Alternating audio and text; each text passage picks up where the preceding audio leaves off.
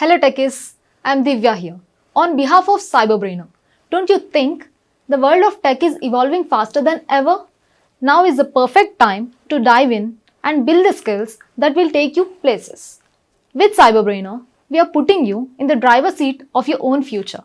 We at CyberBrainer don't just teach your interest. We believe that knowledge is power, but it's applied knowledge that truly sets you apart. Whether you're diving into data science, mastering artificial intelligence, or exploring the world of cybersecurity, our courses are designed to give you the skills that matter. So let's jump into the session and make the future yours today. Thank you. As part of our first session, let's discuss a volume. We're not going into technical.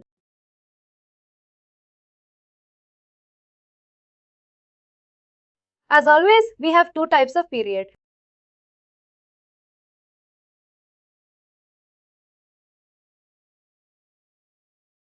One is spiral. Another one is external payroll. In-house payroll is nothing, but we have all the data within Workday to make it simple. We can run the payroll within Workday itself and also send the tax-related documents to vendors or process or tax processes, generate the pay slips in Workday, and also generate ways to documents in a tax rate or financial documents.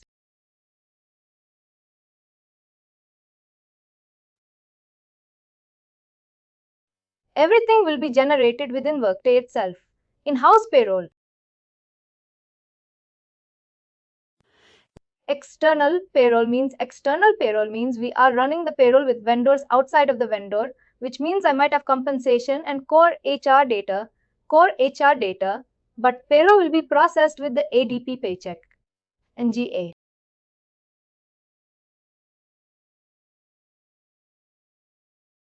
BSI SSP also one of the tax processors. They are also payroll vendors.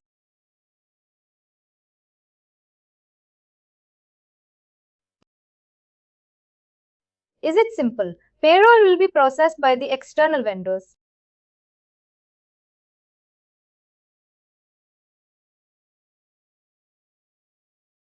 Example APNGD.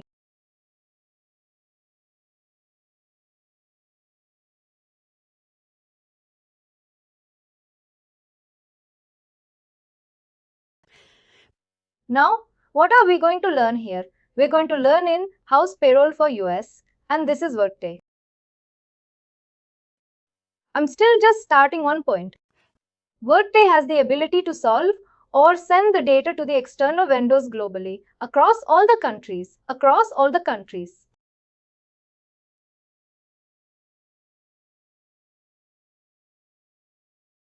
One doubt, Karen, only US payroll is in-house payroll or any other countries?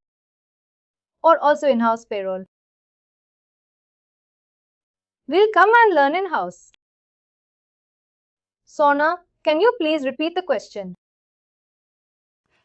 No, as per the standard, only we can able to configure US payroll or we can configure international payroll, in-house payroll. In-house payroll, you can configure international. Here no limit at all. Here no limit. You can create, configure and number of countries. Just to give some example, let me know one thing. Of course, we are going to discuss all these details. Don't worry. Just to clarify your question, this is nothing but payroll area in SAP. For us, we will call it as pay group in one day. Now, here you can see, you're able to see only 4 countries.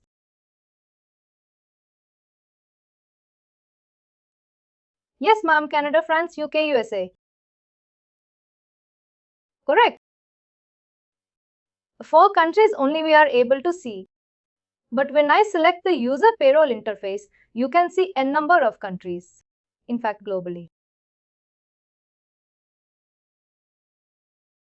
Here is a switch. We are telling to the Workday I am processing in-house payroll. In-house payroll is available only for these 4 countries. Or I am processing the payroll externally. Then we have to ensure we have selected these check marks. Why we have to select the check marks? We will discuss. Just to give an example, globally also we can process the payroll with vendors.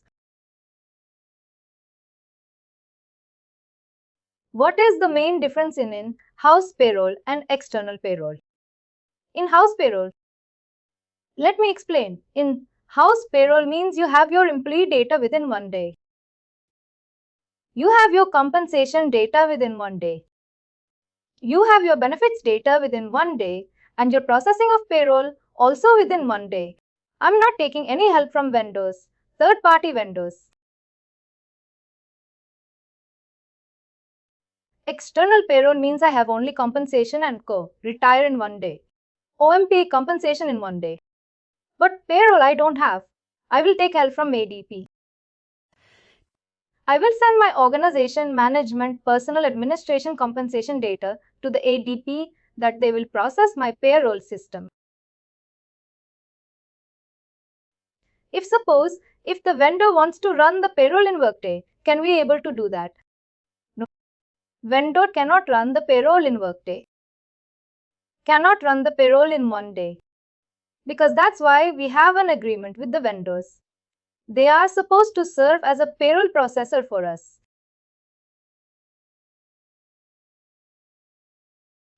If you are going with extreme, BSI will be in-house payroll. For your BSI interpretation. No. If you think about SEPI perspective, BSI is in-house, but only we are sending tax data to process. Correct me? On top of that, they are also vendors into the payroll. And that perspective, I am saying that maybe I have given the wrong example. Sorry for the confusion.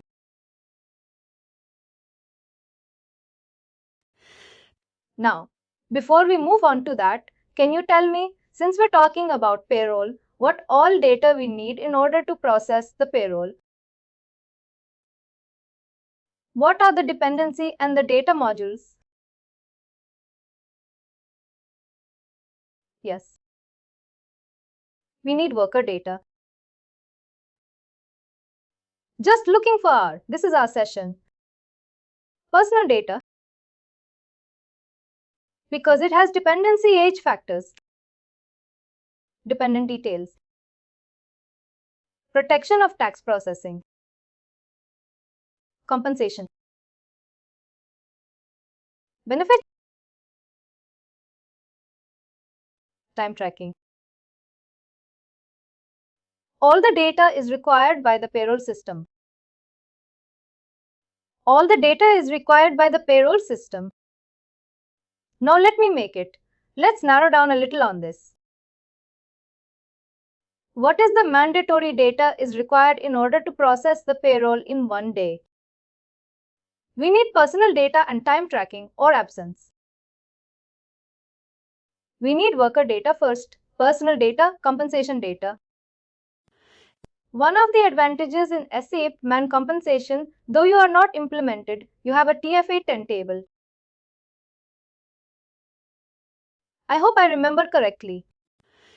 I think TF810 table, we can just incorporate all the amounts and then you create wastage on the payroll. One workday. It is not the case.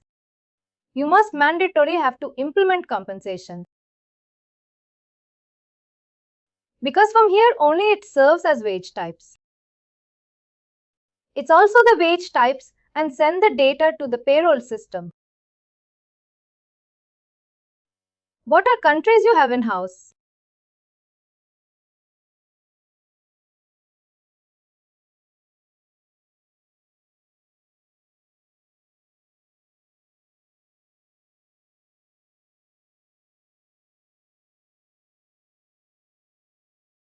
We have USA payroll, we have UK payroll, France and Canada.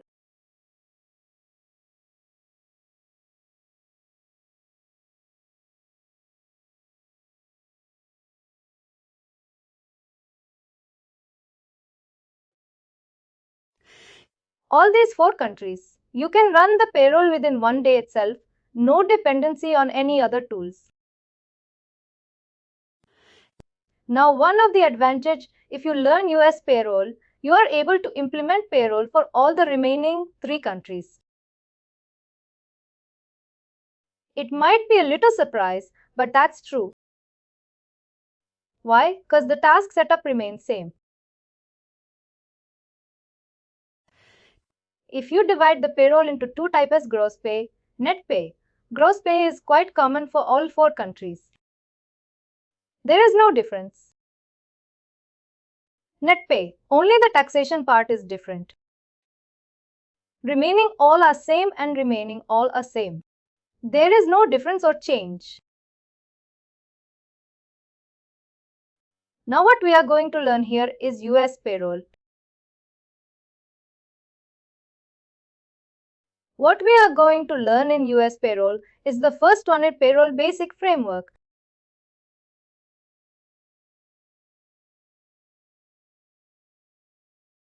Any question before we are going to discuss the definitions and examples of payroll basic framework?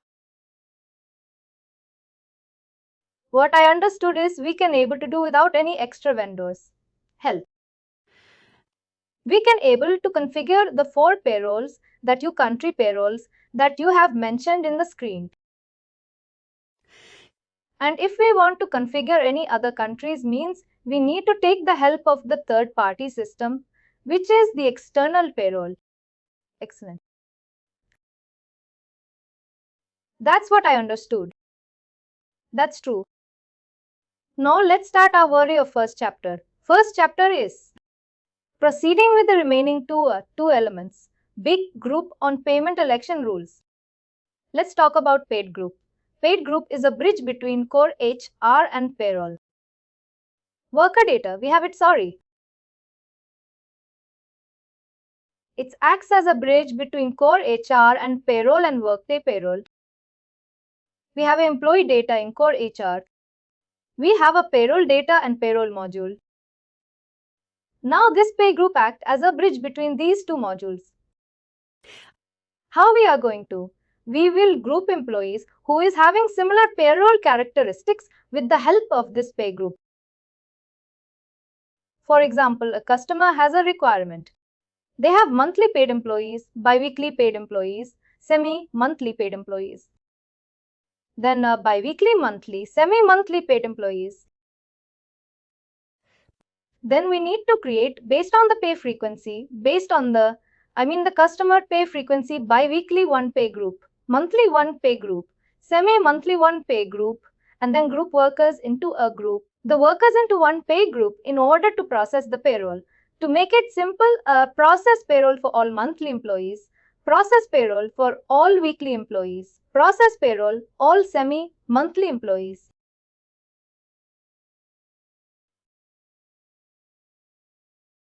Are you guys clear like what is paid group or any questions?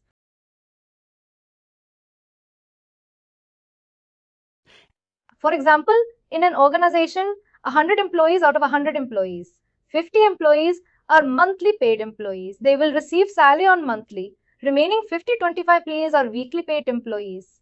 10 employees are semi-monthly paid employees. 15 employees are bi-weekly paid employees.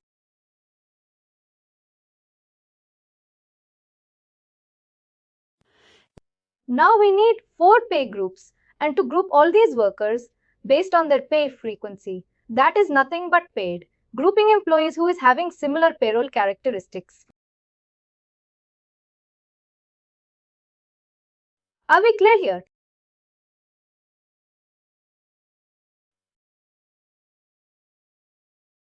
Now let's see how to get this pay group. What data we need to create a pay group? When you're getting a pay group, we have dependency. We need to. Schedule must be configured prior to that. Run category also must be configured prior to that. Let's see. After the task, create a group. I have to wait.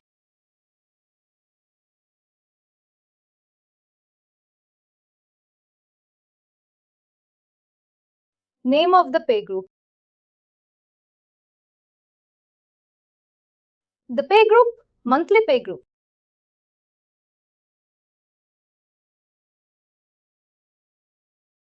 visibility. I'm selecting everyone pay groups after this pay group. Name of the pay group. I mean simple, in real time, we'll do monthly only. It is easy to search. Hence as worker, DMD, subtype pay group visibility is everyone. Visibility is everyone.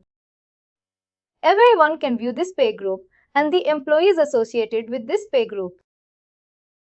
Now scroll down here. You have checkbox. If you are using this pay group for payroll interface, select the checkbox. Then only you are able to see all the countries. If you are using this pay group for only in-house payroll for 4 countries, USA, UK, France, Canada and selected, you can select the country.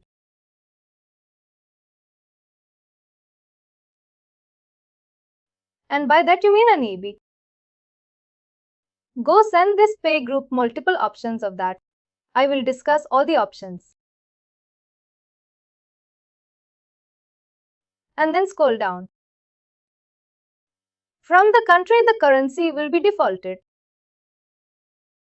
And here pay group details. For now, please hold automatic pay group assignment rule. I will expand during testing. This is the pay group details.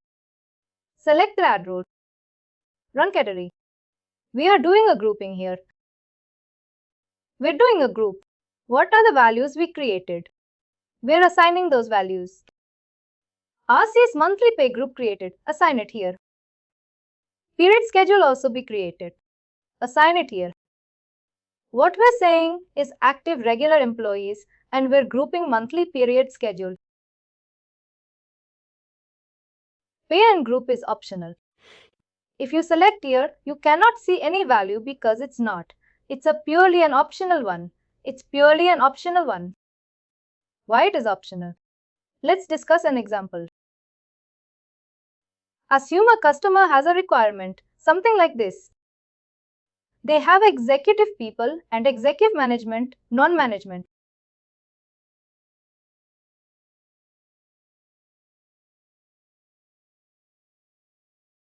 Now executive management also has monthly payroll employees. Management also has monthly paid employees. Non-management also has monthly paid employees. Now the customer has a requirement like they want 3 different pay groups. Though this based on the management levels, they want 3 different pay groups. All monthly paid executives into one pay group, all monthly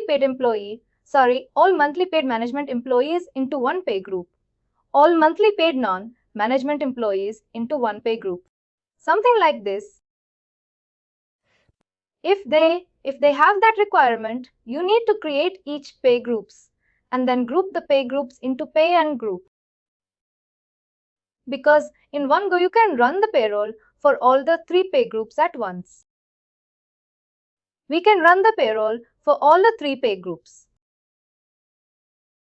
Set up a separate pay group for each one and then create a pay run group. Correct. But why wouldn't you just create one pay group and put them all together? Up to customer requirements. Normally though, is executive management non-management. The salary is processing on end of the month. If it is monthly means for everyone, you are processing payroll at once. That is a case with only one pay group. If customer has such a requirement, I want different pay groups for my reporting purpose or tracking purpose. And that is a requirement or executive employees. A salary period is different. If that is the case, create pay run group. No one will go with this option. We can trust me on this. No one will go with this option because it's not required at all but to meet certain customer requirements.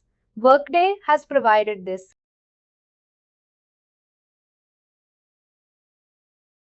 Any questions here?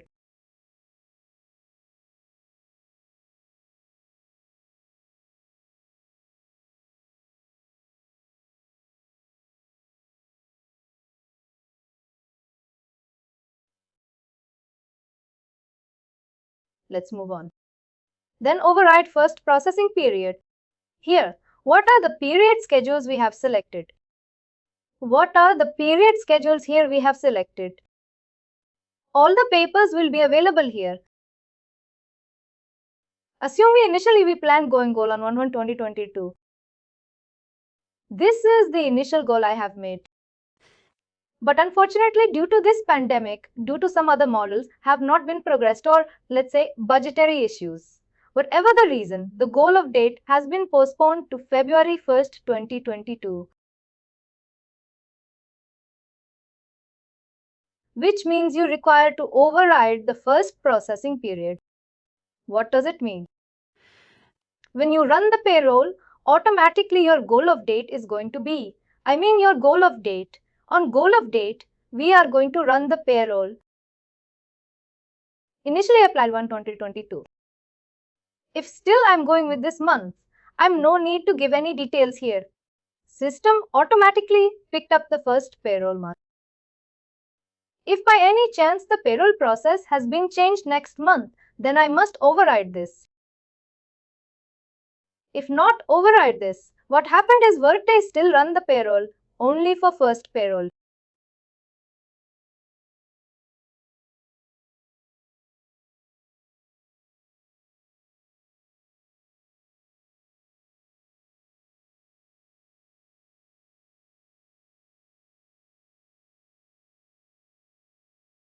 Let's assume that we're going as per the date 1/1/2022. Ignore. Here you have days from payment date to display pay slip. Display pay slip. Let's say here what we said, employee should get paid on last day of the month. What are the last of the month? Employee should get paid for easy understanding. Let's take this one. If you give 0 here, employee will get salary on 30th of June and employees can view the pay slip on the same date.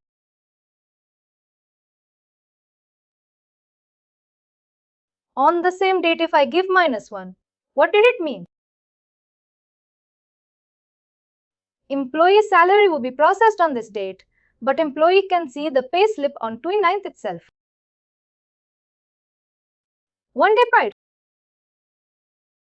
If you give +1, we will go through the last day of the month. The calculations will calculate according to the last day of the month. Simple. One also we can do, but it's a weird case. You are being saluted to Amplitude and asking them to view the base here tomorrow.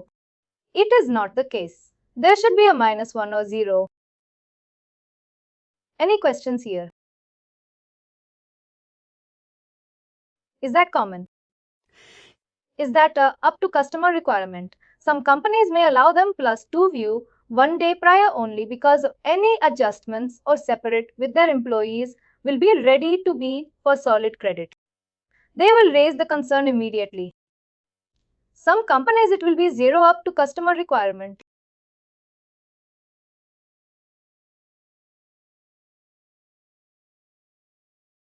Once you give all the details, select now, see what happens.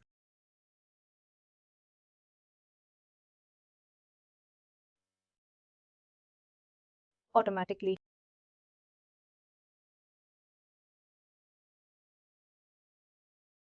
All the papers has been defaulted. Now, here you can track what are the last paper that is completed. What are the current paper is in progress and what are the next paper to be processed.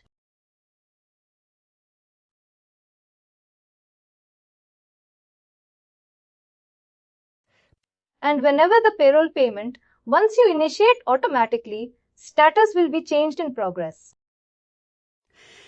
I did not started completed each month when you run in the closing automatically. For example, I ran that for this month, the next month automatically popping. If I close this current February month, March month will be automatically comes to improvise. Not as started. Once you initiate the payroll, it will be in progress.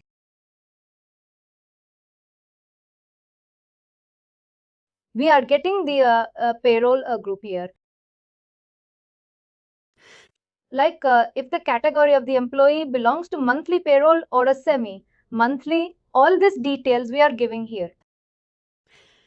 In which field we will mention these employees related to monthly payroll or semi-monthly payroll. This has to provide the data with customer. Customer will provide, but while running the payroll, the system has to know which employee it has to fetch for the monthly. We are not at the point here. You have to send the members. We had to discuss that. Thank you. Simple and straightforward. Once you get the pay group, how to bring the employees into the pay group? Here, members will be there. You need to send the members to this pay group. Let's see, while I say this pay group, we have multiple approach, multiple options. First option, go to the worker.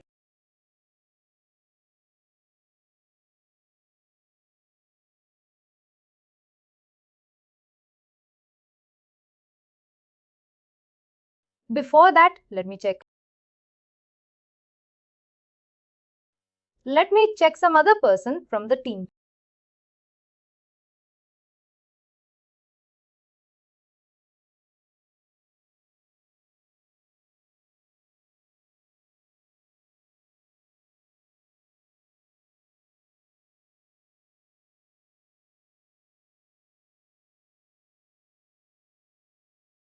What are the options we have here? Is select worker reduction, is our employee reduction. Now we get to the payroll. Assign pay group. This is one option.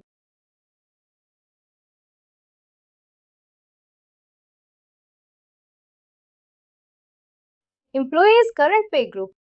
I'm changing to our pay group which we created. Why it is not available?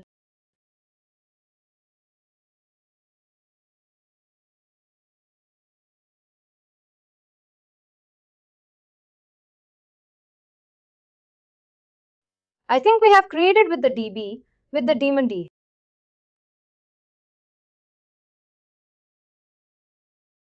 I'll change the date. As I said, working on critical data, I'm still full focusing on that. Let me change that name, that all the names should be in sync.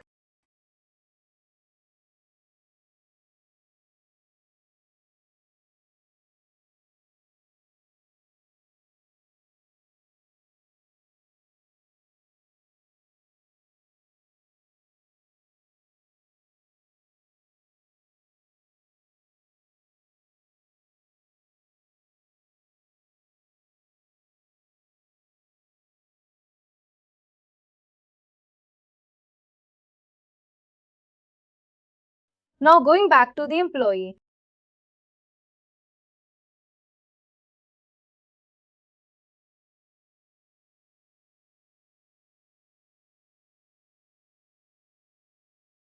For the action. Now we get pay group. Assign pay group.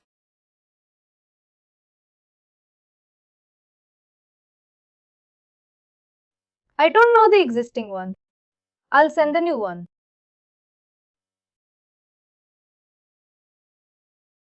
Now the employee pay group has been changed to RBS one-click pay group. And the members, you can find that everyone. Like that, we have to bring this employee. This is one option. Let's talk about all options. This is one employee. Now let me find some other employee to assign the pay group.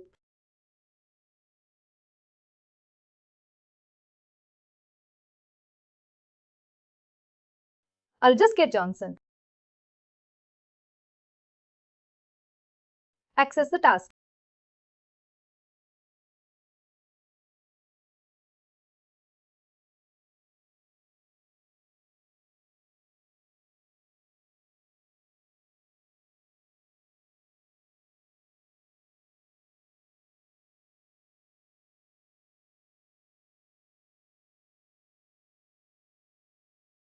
Now the big change on the same. I also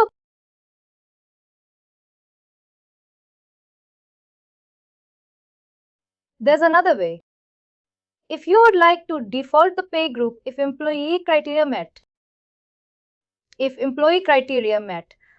you would like to default the pay group automatically, we have an option called automatic pay group assignment rule. It organization here.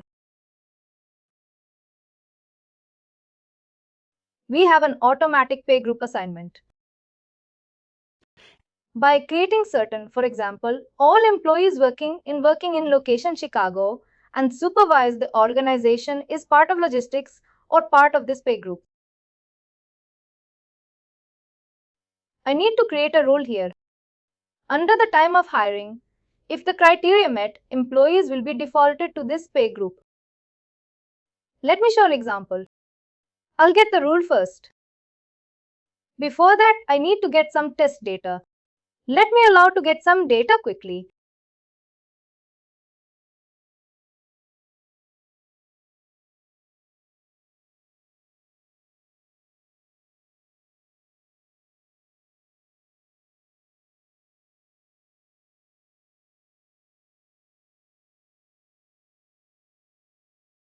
I'm creating data just for testing purpose.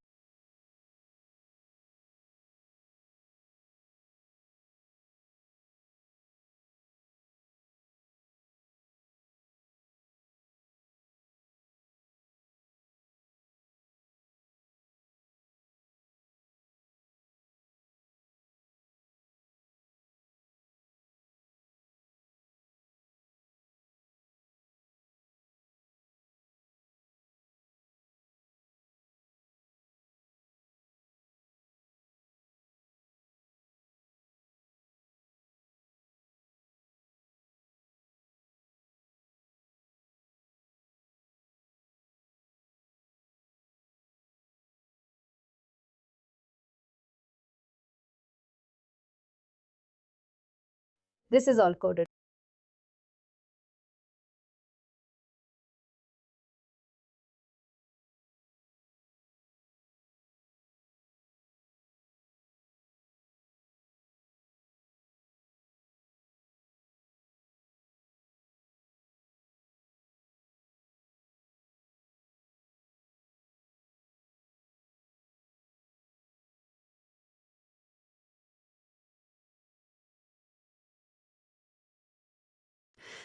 Now let's see. What I'm saying is if I'm hiring any employee to RMS manufacturing and the employee is part of country USA, automatically the employee must have a defaulted to our pay group. Assume this is our requirement. What we can do is you can create a group, automatic assignment rule.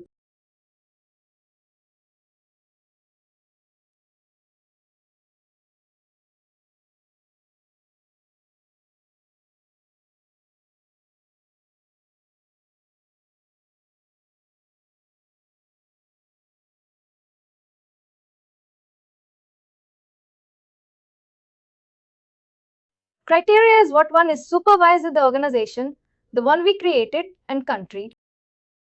Add 2 rows. Sectional field, search for first thing supervisory organization.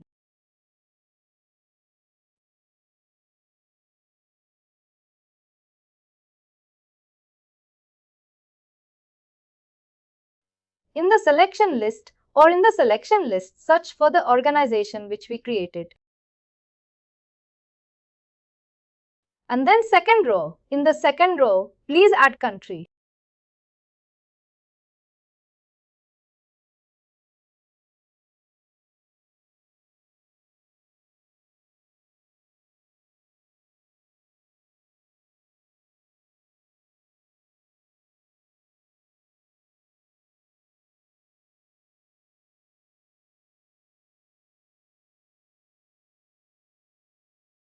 And in the sectional list, this is the rule we created.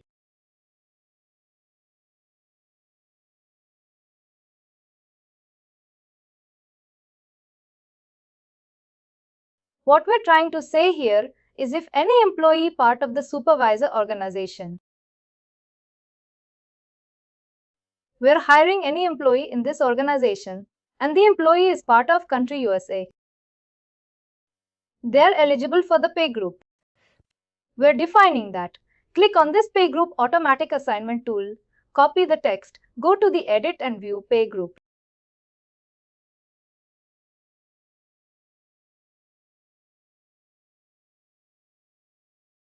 Search for the pay group.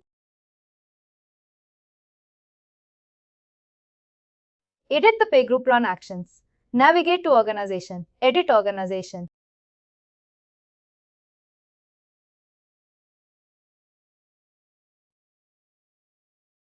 Scroll down automatic pay group assignment to add button effective from 11/2022.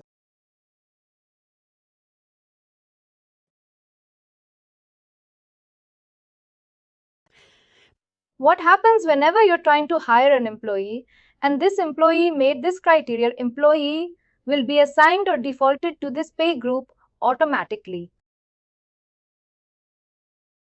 Any questions here on pay group automatic assignment tool?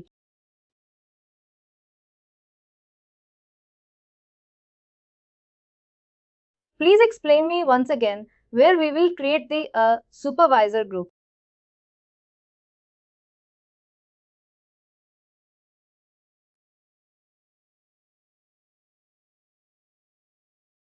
That falls under, what do you call it? That's fast. Cool. This is Cole HR team will be taking care of the supervisor organization. How to create positions. They are going to be taking care. Are we going to create this automatic rule? Up to customer requirement. I mean in this class. In the book does it ask us to do that? Yes, it is there. I will explain when it is required. Some customers needs flexibility. What is the flexibility control? I will decide which pay group I have to assign to an employee. That is the case. You should not include automatic pay group assignment tool. Let's say the parallel partner has to take the car while hiring the employee. Another requirement, say that again. Up to customer requirement. Let's say you want to give flexibility to the parallel partner. Parallel partner will decide who is part of which pay group. Then we are not supposed to include any automatic pay group assignment tool. A customer who is implementing Workday and processing third-party vendor. Since the parallel is processing third-party vendor, they want to group automatically assign the employees who is based in the country. All Brazil employees who serve gets certain monthly. They should be part of this pay group. Then we need to create automatic pay group assignment group. To make it simple, it is required for integration third-party payroll system. If you're using in-house payroll system, most of the customers will prefer flexibility. We will decide which pay group you need to assign. I don't want system to default. Like that. Along with the pay group data tool map, along with the pay group data they are sending. But why we are not giving control is because we know ADP is processing the payroll. I want just a criteria. If I'm hiring an employee in India, let us an employee and monthly pay group. You're hiring an employee in Brazil. Let's assign the employee to the monthly pay group. If I'm using in-house payroll, then I have multiple pay groups.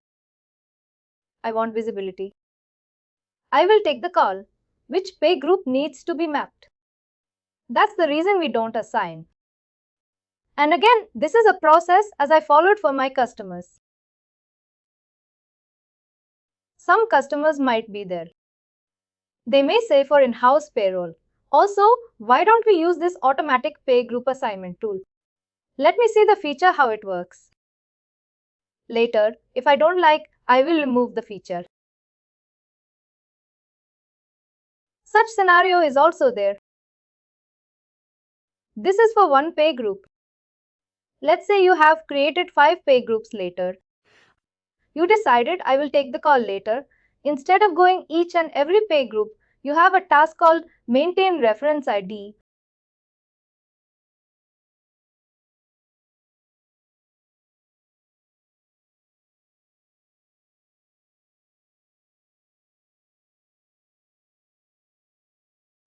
Here you can override for all the pay periods which you would like.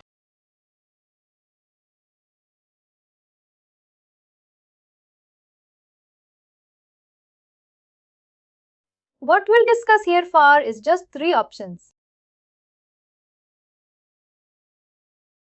Of course, one is pay group.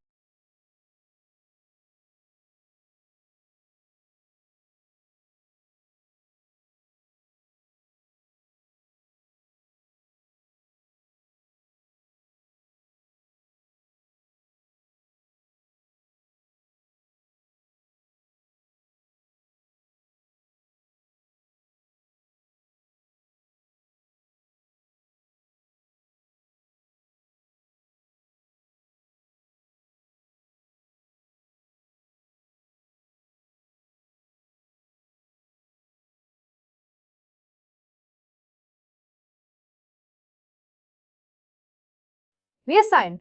With the help of these two, we also get the rule. Let me explain all the possible ways. How to send pay group. Group is we are sent to members.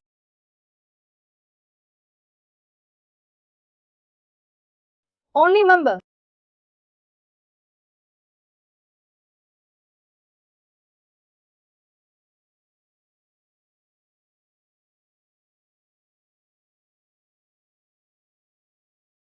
What would it here? One employee. We are sending the pay group for one employee. How we have assigned. We went to the worker.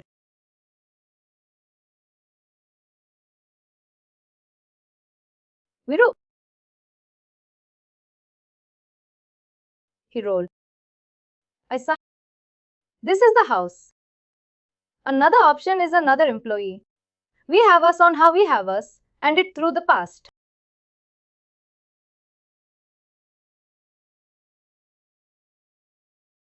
Two is we have assigned. Let me explain the third possible back. But this has required quite intensive testing part, but let's stay there before that.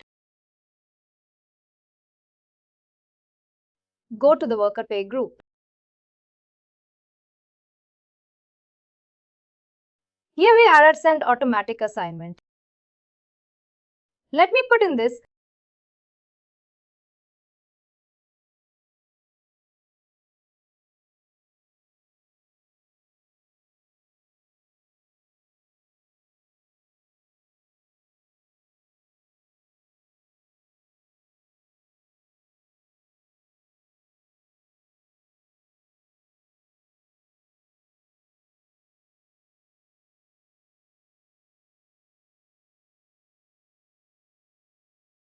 It's something that is not vulnerable. Assign or default.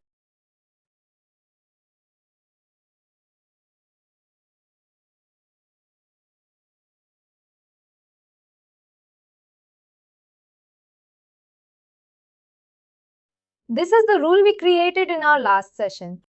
The simple criteria. What we said here is, if I'm hiring any employee in this armaments manufacturing, and if the employee location is USA, then this pay group, which pay group? This pay group called RBS pay group automatically should be defaulted.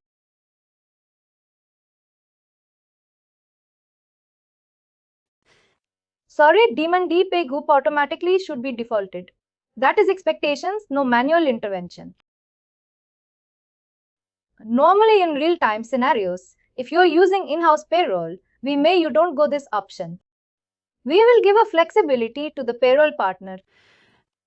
Payroll partner will decide whether this employee is semi-monthly, bi-weekly or what's another option. Semi-monthly, weekly, bi-weekly or monthly. They will assign directly.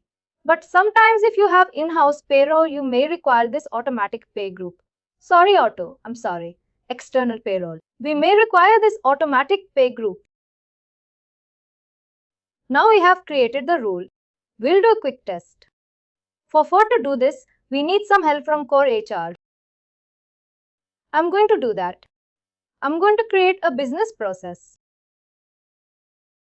This is a prerequisite in core HR create position. It looks I already created the BP, and then I'm going to copy the BP called hire employee.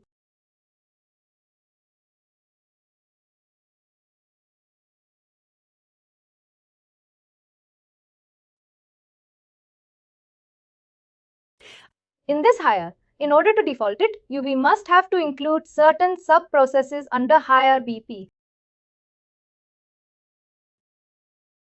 I'm going to add step B type action, specify assign pay group.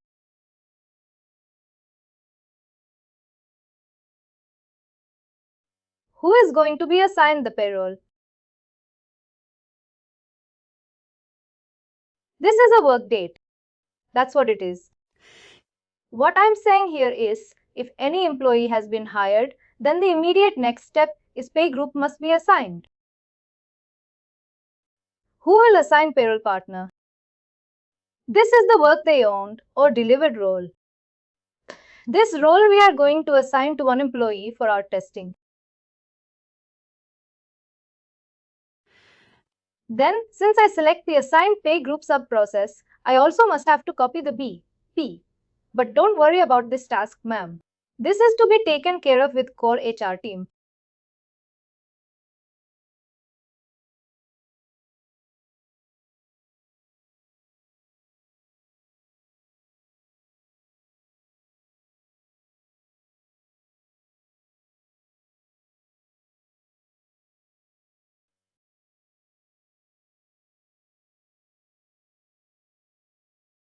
We're going to review the payroll partner as well.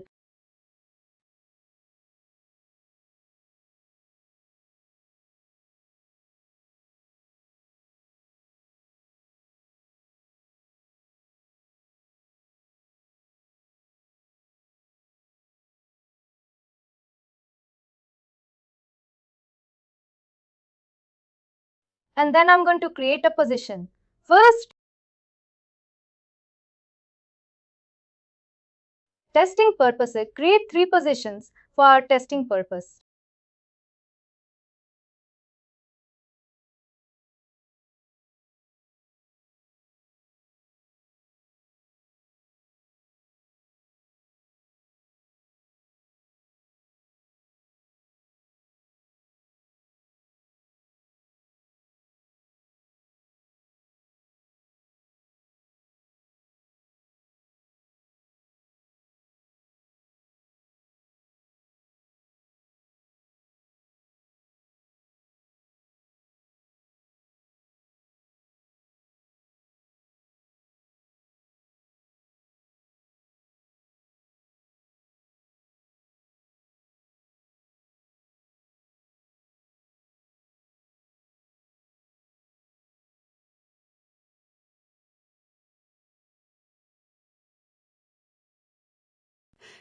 In this session, we're going to talk about how to default the pay group automatically at worker level. In order to do that, I'm creating some test data here and I copied certain business processes as well. What are the expectations if I had any employee under this organization? The next step, pay group assignment steps, should trigger from where it should trigger higher business process. And then you should go to the payroll partner. Payroll partner.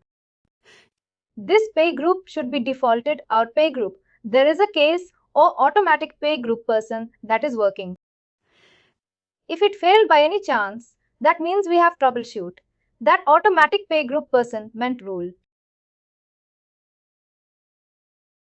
Go back to our pay group again.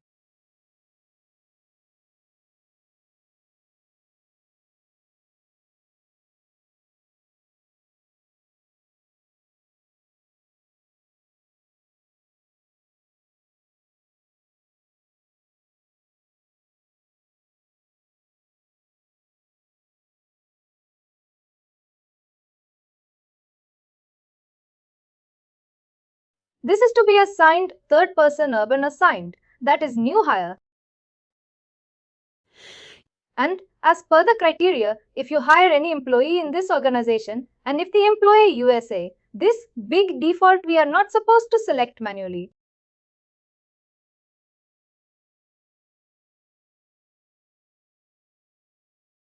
It should be fun.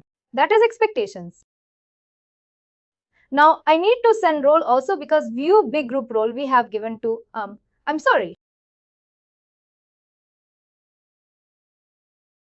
Assign pay group.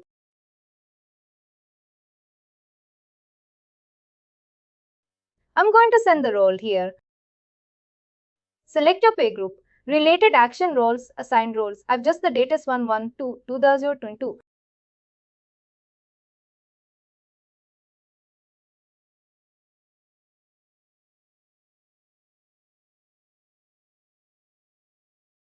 And send that role, which is a role partner.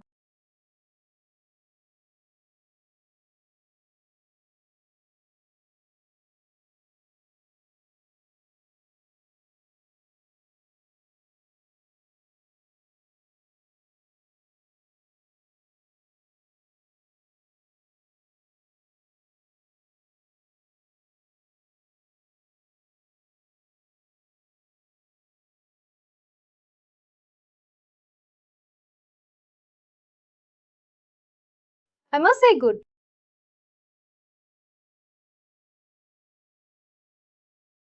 Logan McNair going to act as a payroll partner. Normally why we are assigned a role, because if anyone is coming into this, if anyone is coming into the pay group, a third, I check, is going to perform Logan McNair. If anyone is coming into the pay group, Logan McNair will review, is this employee for this pay group? If yes, approved, then only the employee will be assigned here. Logan has to approve it, or is it just automatic? Can the person?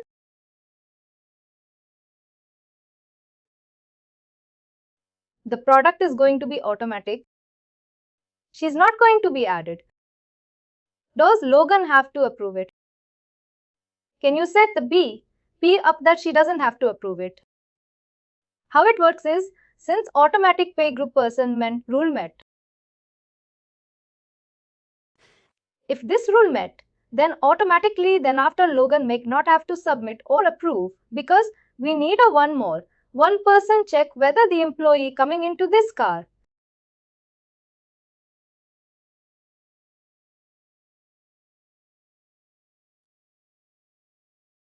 For that I include the review. One more question. You were saying yesterday, if you're sending HR data to a third party to process payroll to not assign a paper, is that?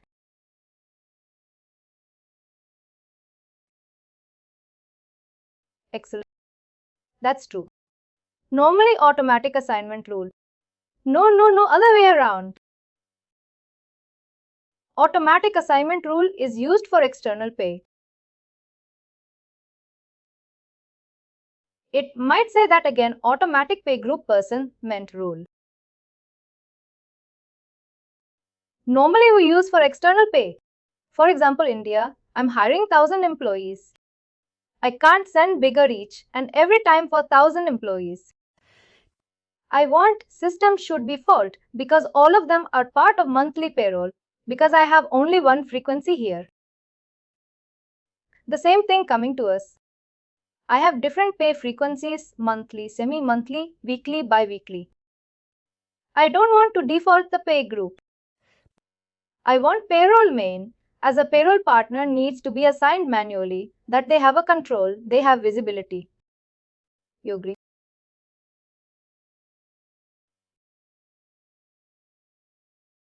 Now let me test it. You'll get an idea of what is the functionality. I will give more examples. Going to the organization, I have created a position and let me proceed to hire an employee. Create new pre-hired. Don't worry. This is part of core data tasks. Just testing out pay group is defaulting or not.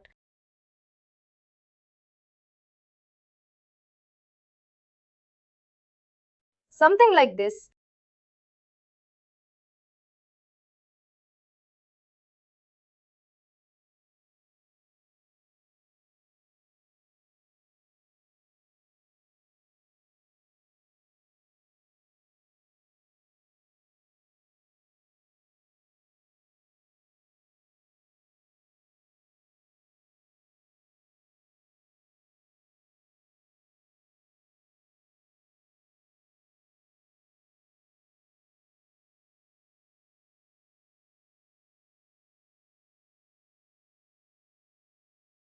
Hiring somewhere. John, I will select submit.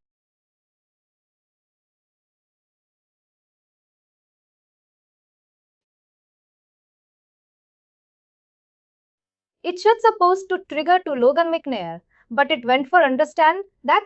We'll move this step ahead.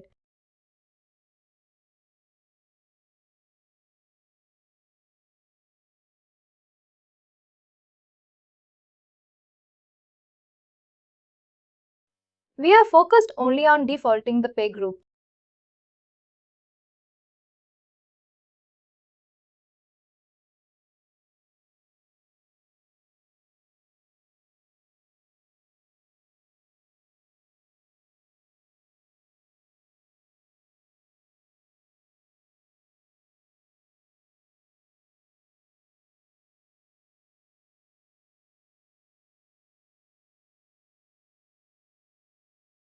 I'm sending this step to Logan.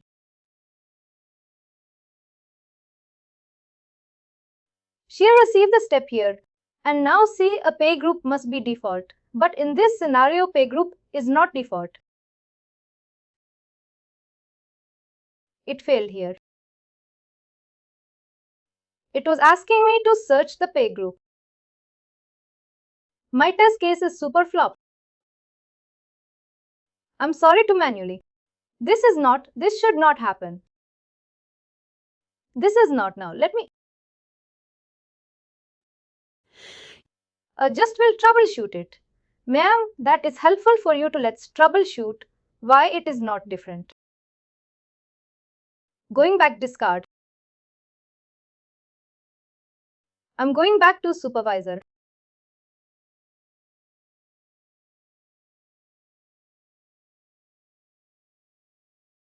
I'm going to cancel the hire process.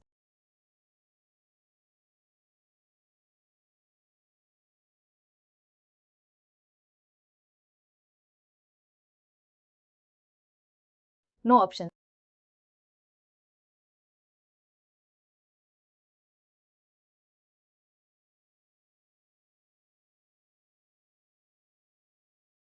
I want to troubleshoot why, or let me do this way.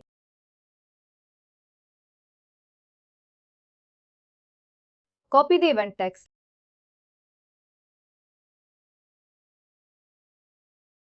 Go to this is RMS manufacturing supervisory. Go to the pay group. Go to the RMS.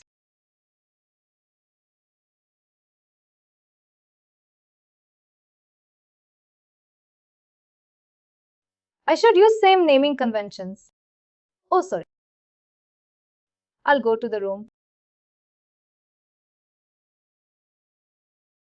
I will see this room.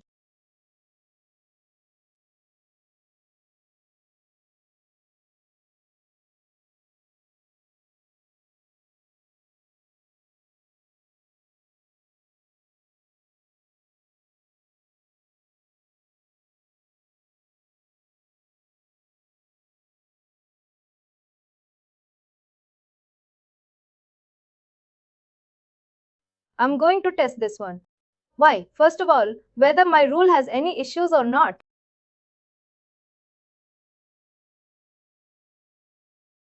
Result is no. The template didn't meet the criteria, hence rule is not defaulted.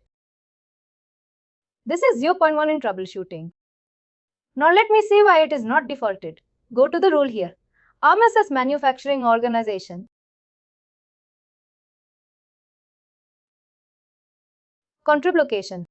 I will slightly change this room accurately now. Action crucial rule.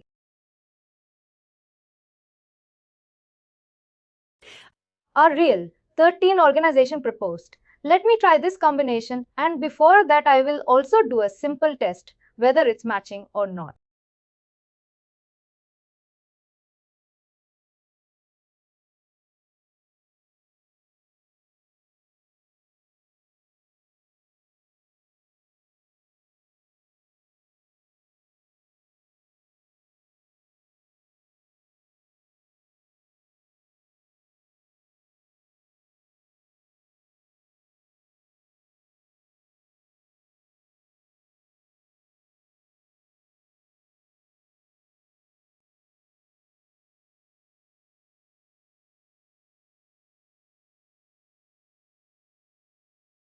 Just a second.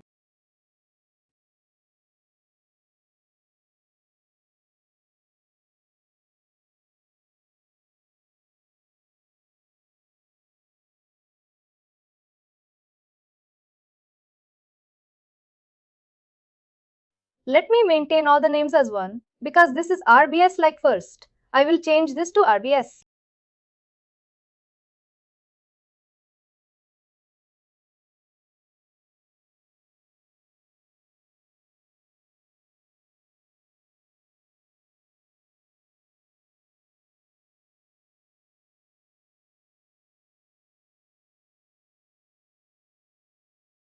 Going forward, we'll use the same name. I will change this to first let me test.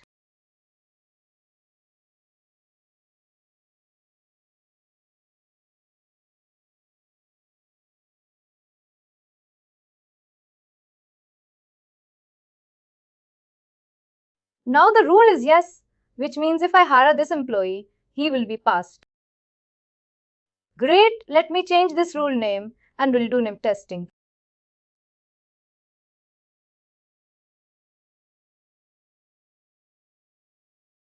Go back to the supervisor organization, cancel this file. Then the employee won't be hired.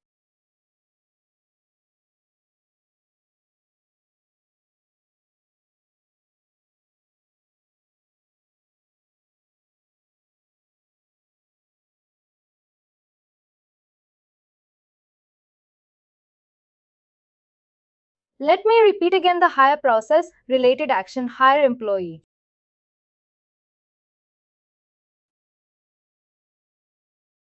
Since we have already created, no one is available.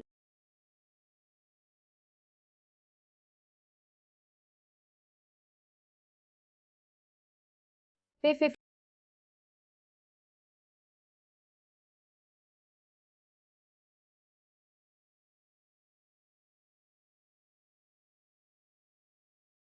I must use some unique name.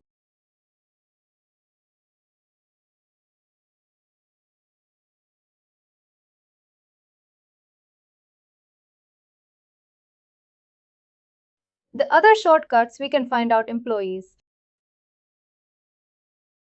Here we go. Here our employees start hiring.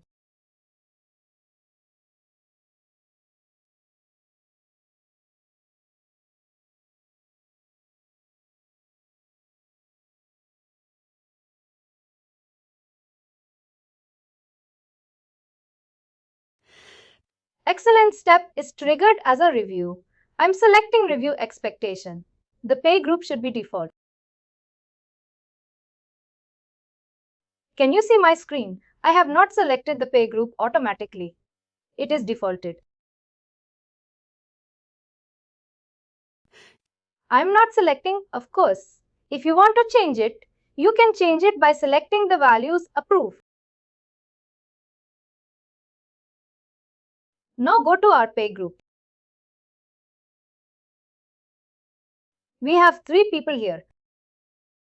Any questions here? How to default the pay group one more time? Could you please repeat once, please? I can understand, don't worry. Initially, when a test case was failed, how it failed? Because the rule what I have created is incorrect. How I realized after hiring the employee? Now I want to ensure, is this because of the rule it is failing? That's the reason I have done the testing. How I done the testing here and the event aside, the event when I said the event and it told me to tell you here yes or no.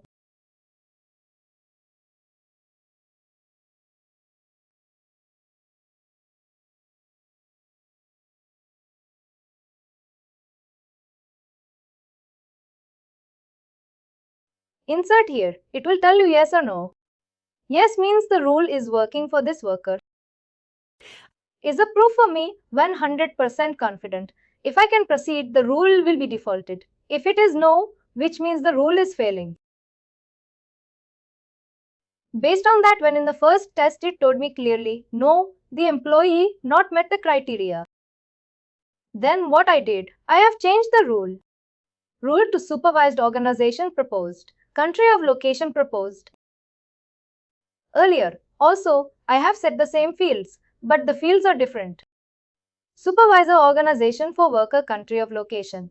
Now I have changed, then it's working. Any questions, ma'am, here? Sorry if I made it more complex. Because we have done the hiring, due to that we have selected, proposed or... That's a good one. When you're doing hiring first time, you're entering the employee. That's the reason why to select proposed. If you're testing for employee who is already existing in the system, then we need to select current. In Workday, any field you select, you have two types of field proposed. Current. Proposed is for new hires. Current is for existing employees.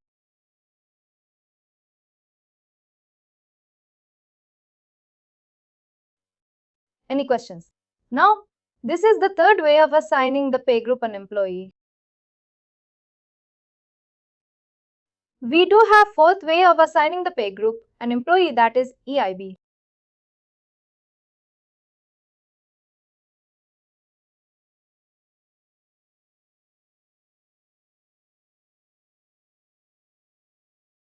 I would like to discuss all EIBs at once, but let's start now that it will be easy to learn. This EIB configuration normally will be taken care by integration team. In wound EIBs, they will configure, but you may require to run the EIB. What is this? This is required. This approach is required.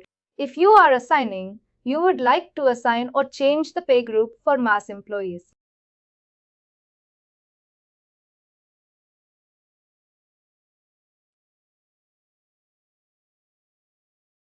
For example, I want to change the pay group for 100 employees. If I go manually with this approach or with this approach, it will take time-consuming process. Correct. 100 times I have to go to employee. If I go with this approach, at one stretch I can assign pay groups for all the employees in one group. Let's see how to do that.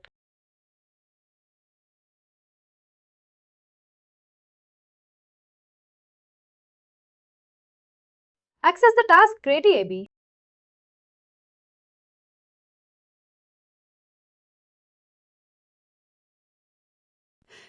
Now I have to go to employee. This is the normal. I would like to show from scratch, or else I am sure there will be a delivered EIB for this.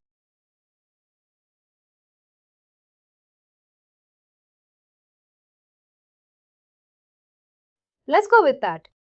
This is the EIB. Anyhow, you are not going to create in real time. You're going to use the existing one. Let me explain.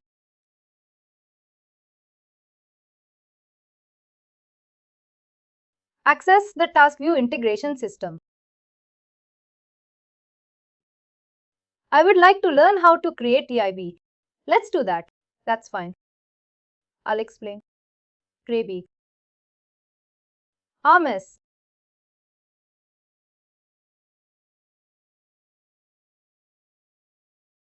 It's an inbound EIB. All inbound is inbound. Inbound EIB means you're loading data into Workday. Next, get the data.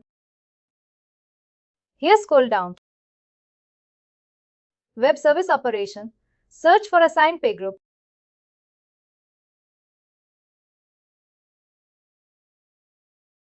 Next.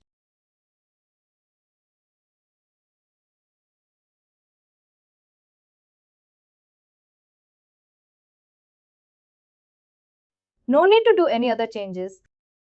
Directly can go next time. All the web service have selected and named.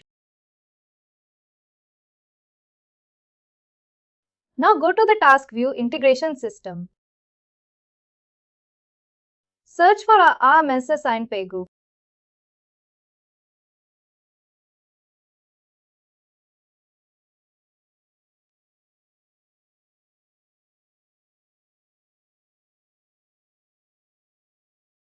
Related actions of this pay group. Integration.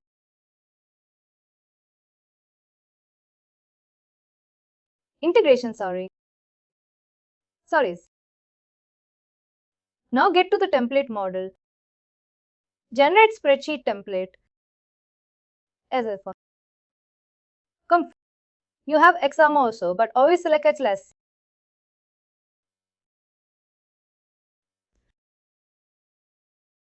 Refresh until this is complete. Here one file will be available. Ma'am, you are from SAP. It's a kind of a legacy system migration workbench. File is generated.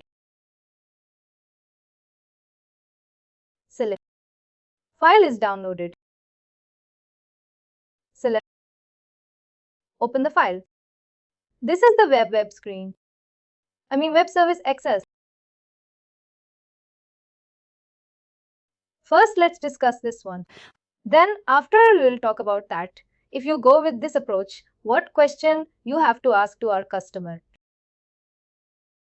How many employees were processing? Based on that, you have to enter.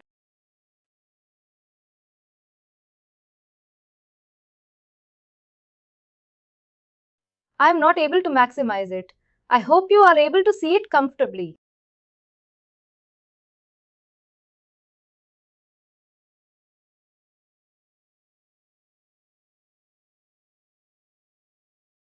How many employees? If I'm also 10 employees, I'll use 10 rows here. If I give 100 employees, 100 rows here. Assign pay group event ID is optional. Let's work double generate. If you want to override the ID, you can do text. If you want to work there for two options, the event ID you want to generate, then you can do some numeric. Or you want to work there to generate the event ID. Don't give anything. Work there will generate it. Worker employee ID. For whom you would like to assign this pay group. Go and search for one employee.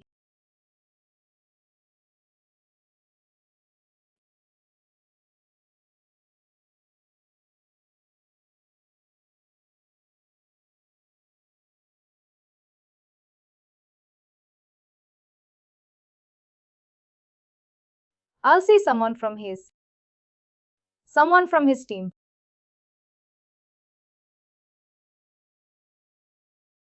Let's take dynamic. I'm going to send this guy to our pay group. Currently, he is holding this pay group. He was a semi-monthly. I'm going to give our pay group RMS pay group through AB. What is I need? I need his employee unit ID 21032. I will give here.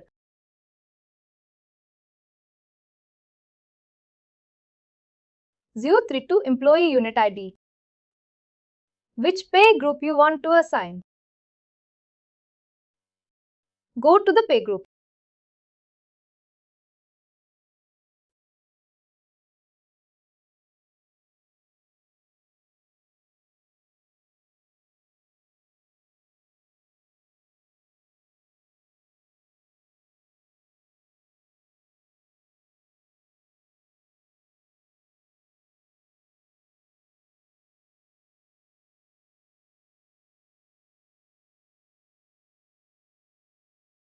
Go to the pay group.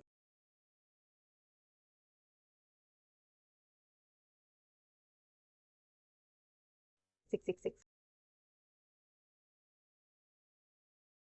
Copy paste it here. Make sure no spaces. We are telling to this integration for this employee, assign this pay group.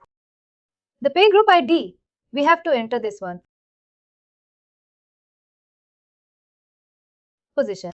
What are the employee's position? ID also we have to assign. Can you tell me why position is required since I already gave employee ID position ID?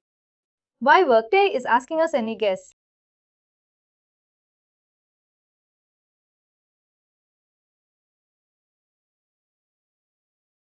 Based on the positions, we will consider the pay group. Sometimes an employee may have two positions at additional job. Correct.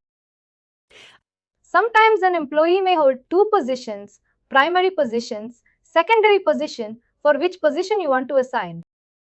That is the reason. Here position is important. His position is this corporate paralegal P is also fee free as the ID give the same one here.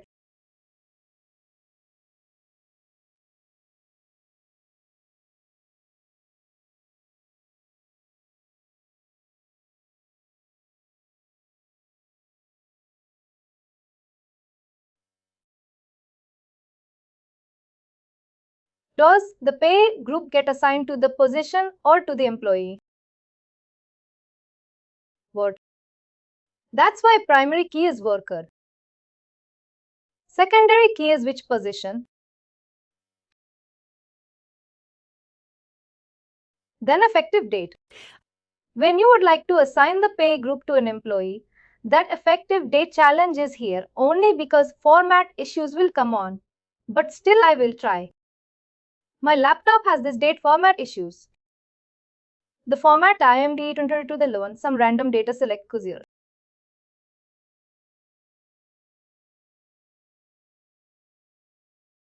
John, January, February, sorry guys, John, 5th time assign this pay you to the same plan. Always make sure should be this format. 2. I will try to format it. I'm a little afraid here. Especially in the date format multiple times.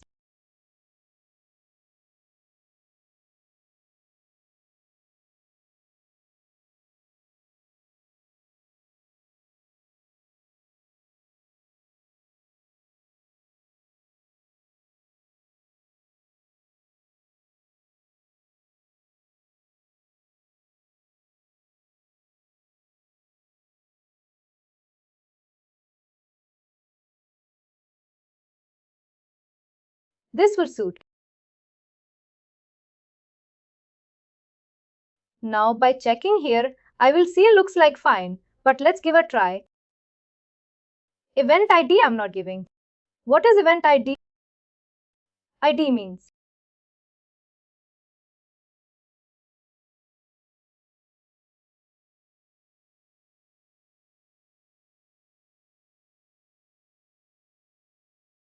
we assign our members. We assign our members. If I go to this guy,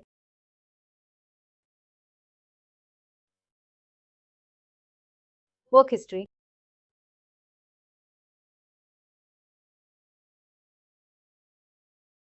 this is the pay group. Pay group event.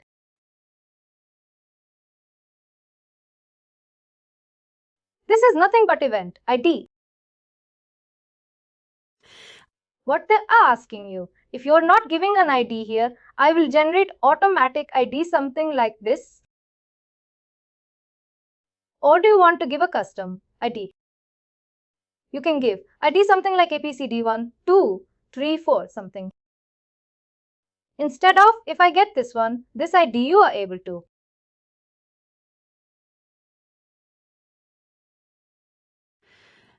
From not giving, let's look through. It might be an intake question to assign the pay group to an employee. Through what data we need? We need employee ID, we need pay group ID, we need position ID, we need the effective data. And then move on to our page here. Pay group is a business process. Do you want to trigger approvals or do you want to automatically complete the process? Here you have options. I will select automatic processing, which means no approval should trigger, no notification should trigger. Process should be completed. Manual means you are in the pay group. I will select automatic. No approval should trigger. This code don't exist on exit validation error. I am assigning the pay group for 100 employees. If I identify 5 employees are running to errors, I don't want to proceed further. I will select yes. Processing comment, you can give some incident number 000234. You might have some ticket RMT RTM number, change ticket number. Give it here for a reference. Any questions here on this page?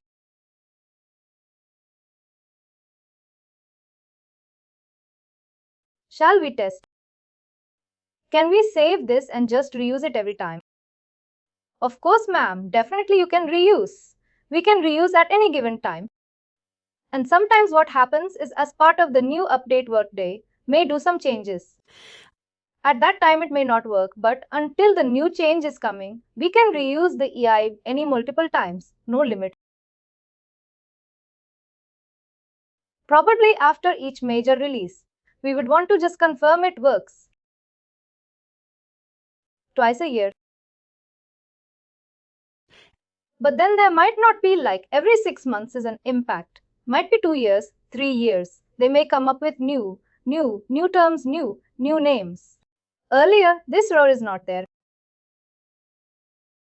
Earlier, this row is not there because directly it will hit the primary position. Now Workday has come with some custom must, we will raise concerns. I have 2 positions, but you are given an option to assign pay for 1 position. How can I override to my second position gap? Workday gave this feature. Similarly, hey, the event ID generating automatically. We are not able to read our indications, are not reading. I would like to give my own event. I did a new feature like that. Let me see this record will give a try. Is a pass or fail? We will see. Since I'm going to access, let's see go to the task view in a sorry view. Integration system. I have the task view integration system. Search for RMS.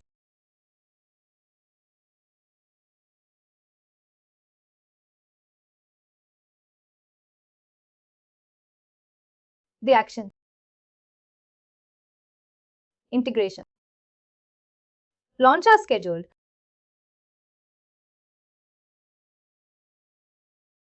This prompt. You're going to touch the document, the spreadsheet template. I'm going to pass for a second because once I select, it will display my downloads. Just pausing for a second. Select. Assign pay group. See here, I attached the file. Now see the parameters file. We have attached error limit. For example, 100 people were assigned the pay group. And I'm validating the file. If 10 employees run into error, stop loading. I have an option here. If I get 10 records, 10 errors out of 100, stop, don't load. If I get at least 1 error, stop, don't load. If I get unlimited errors, stop, don't load. I'm saying this criteria. Validation only. This is a simulation. If I select validation only is yes. This is a simulation, which means actual file is not loading into Workday, but it is reading the data. That, based on the result, you can take a call. Why this is validation? Only mode is required. Can anyone tell me how it helps? We can reduce the errors before loading the code. For example, 100 employees. I'm successful loading without validating all the records. I'm assuming all the cards will go. 30 records are loaded, 7 records got failed. Now manually, I have to exclude the 30 records successfully processed and load again for 70 employees. High critical task. Make sure that's why simulate it first. All the records are successfully loading. Then only load it. Select the checkbox errors. If you run into any errors, would you like to display the attachment with the integration? Select this checkbox. We assign the spreadsheet template. I'm saying loader limit will be unlimited and I'm running in validation mode. I'm not loading the data. Errors attachment. Refresh until it says successfully completed.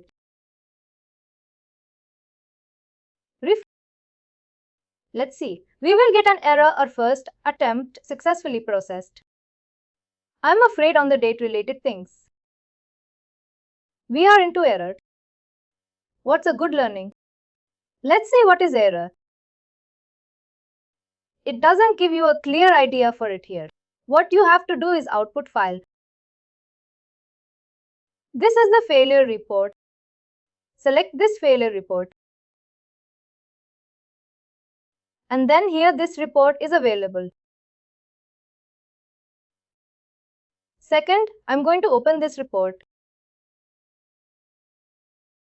As I guess expected, issue is with invalid format of the day.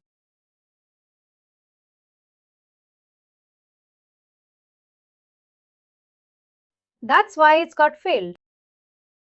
Let's do format again.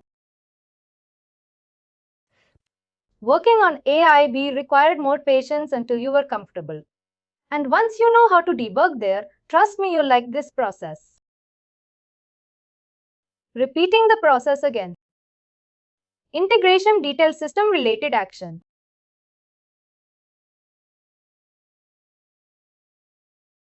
Integration, launch or scheduled.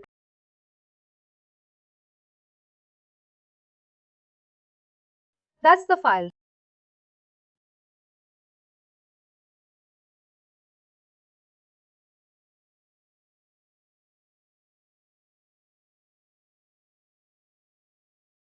Select file. That's the file. It's running.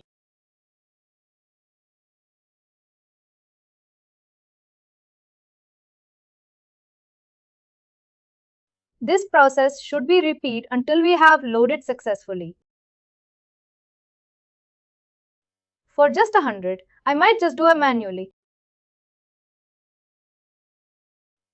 After all this, still I know this is a data.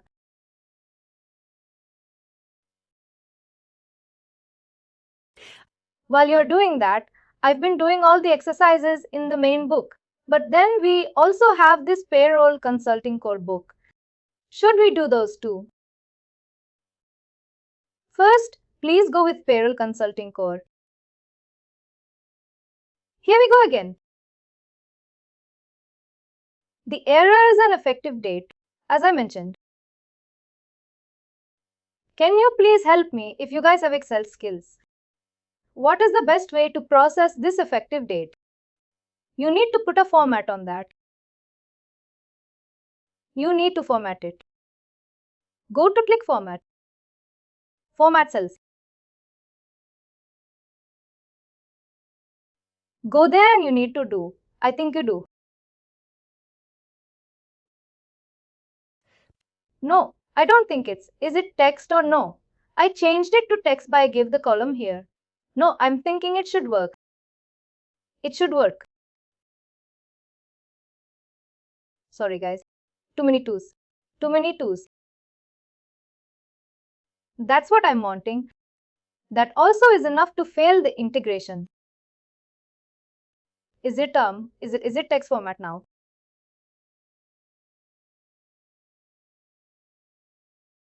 I gave the colon, hence its text format. Shall I give it? If not, please help me on this, please. Is everything on the spreadsheet? Text format everything. This is a word. No, I mean what? Where are the numeric is giving? I'm making it to the text format. Where are the subject? By default system and picked up a text format not into numbers. But anyhow, we are not getting error here. Not here, not here. It's just saying the effect you have entered is not in format. I believe now this should work since I might have given 2 to 2, many 2's for a reason, and now I also made the text. We'll give it a try. Give me a second. They're all good learnings. But working on the A, B, C is really fun. Same time. First few times. It is. First few times we don't like to work on here, especially when I'm learning the A, B, C integration launch schedule, repeating the same process. Integration attachment, select files, attach the file.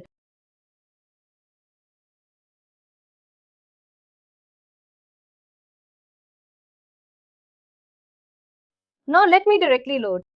Anyhow, we are loading one file. If it is fail, also fine that's. If it's actual load, also fine. Error attachment.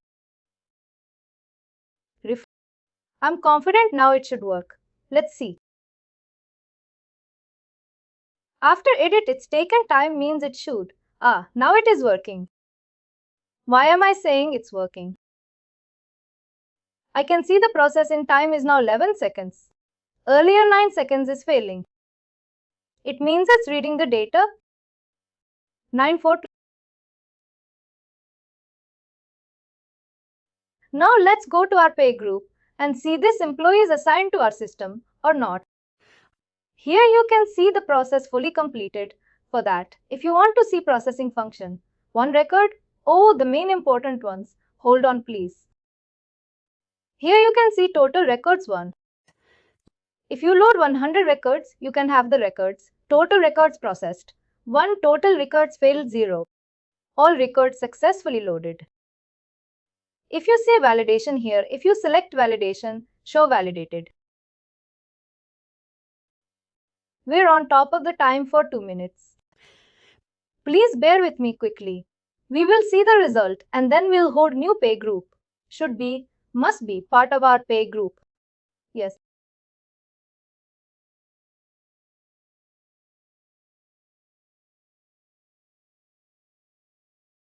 Finally, we are sending an employee to pay group. Any questions on this for approaches we discussed? Today's session. What we will do is we'll discuss about earning. What is earning? In order to process earning, what details you need, we will discuss. And of course, payment reduction rules. Testing is still pending and I am into another tenant.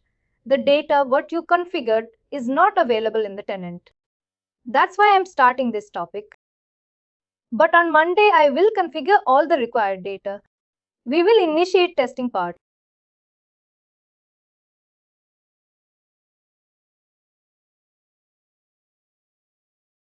When you creating a pair, learning a set of questions, we are asked our customers.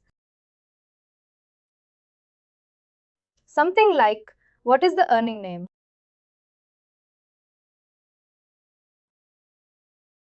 Example, who is eligible for the surname?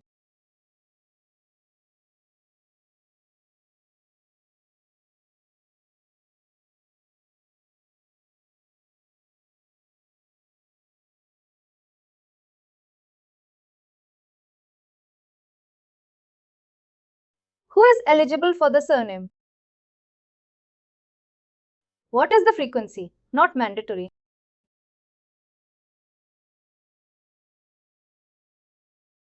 And it's not mandatory, you said? Because I will tell why I'm saying not mandatory, I will explain. Don't worry, it's not mandatory frequency. Sometimes, as I said, Earnings are of two types through parallel input. When you're processing, you may require to override the frequency at that time. Only will define, not mandatory at earning level. And then we would like to prorate earning amount.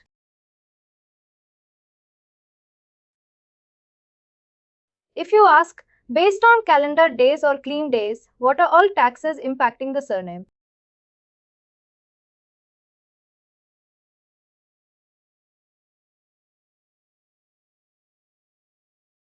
In simple, what are taxes? We'll calculate on the surname.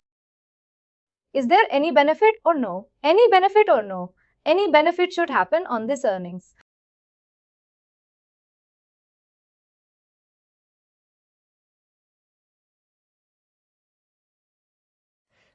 These are common questions that ask to the customer. Of course, eligible to role or uncategorized pay group additional criteria.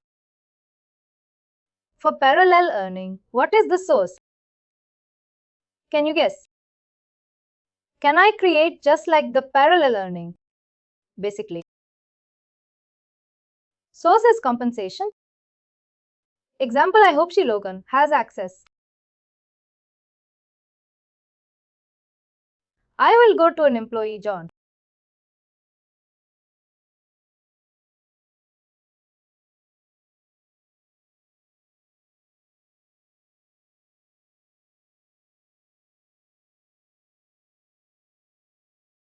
Here each compensation on one, let's say comp plan or compensation component.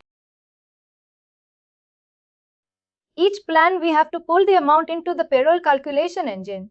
I know. And then be analyzed based on the employee pay frequency. What?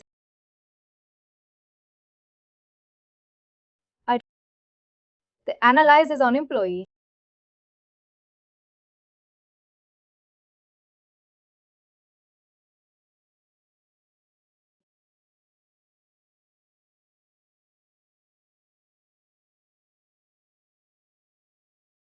What is the annualized here?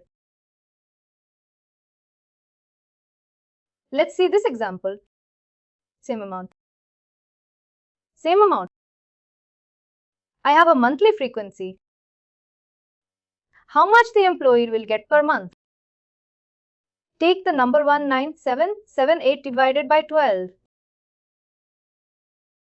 How much? 16564.83.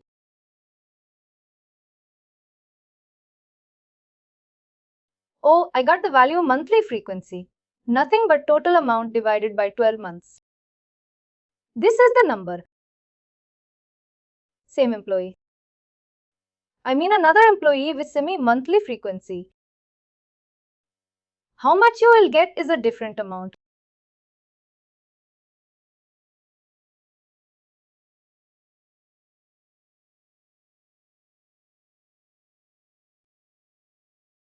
$16,544.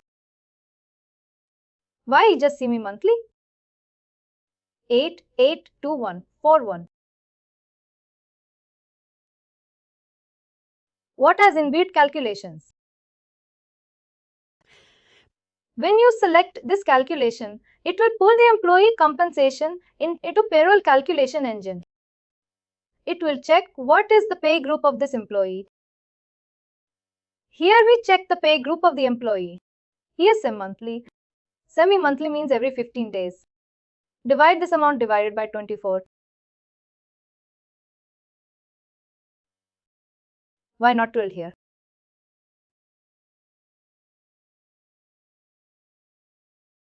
It's semi-monthly. Semi-monthly. If it is weekly, then 53 weeks automatically. The amount should be prorated. Source is here. This is the source. Now let's see. We'll create a simple allowance plan. And those. The source is the source of the plans. The source for the compensation plan is compensation team is responsible to create this earnings. Let me run one example. We will play a role as a compensation partner. We will play a role as a payroll partner, and we will see, compensation consultant, payroll consultant, and we'll see how that name works. This session is just to give you an idea of how the compensation data will be pulled into the payroll calculation engine. Only one thing, this is share a tenant. We may not have full access, but let me give a try. As a compensation team, assume we are all one team. We got a requirement. The requirement is they have a meal allowance. A new plan called meal allowance. Meal allowance every semi-monthly. John Chen, our employees who serve in semi-monthly eligible for $500 semi-monthly. And let's say 1,000 per month. Per month, 1,000 employees eligible. Now I'm going to create an allowance plan, which is meal allowance. This is a compensation team job. It's not our job. It's not payroll job. Create allowance plan. It's HR's job. In HR again, we have a team called compensation and the rewards team. They are responsible. What is this payroll? Last run date. This completely new tenant. Oh, no results. Let me initiate.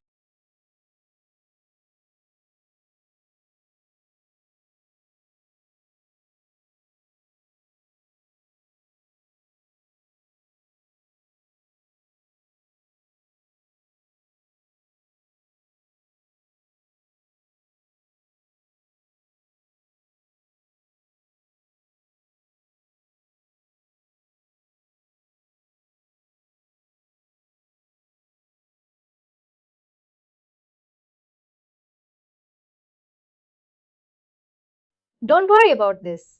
During payroll process, I will explain. Now I want pay results to process and I'm initiating this.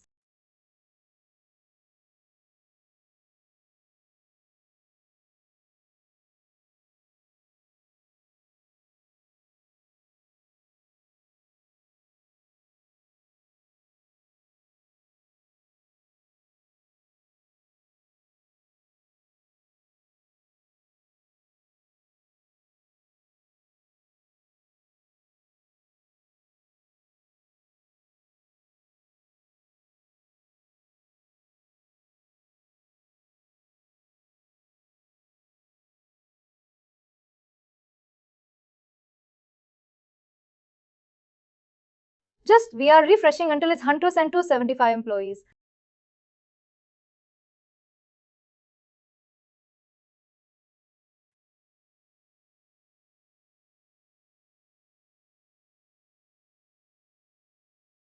That isn't why I'm doing is we need some sample employees, hence.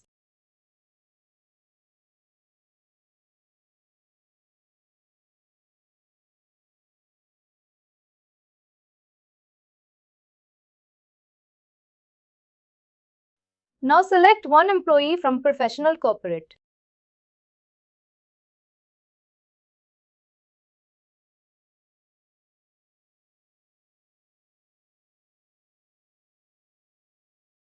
I'll send Hunter. Let's go with this worker. I'll send Hunter.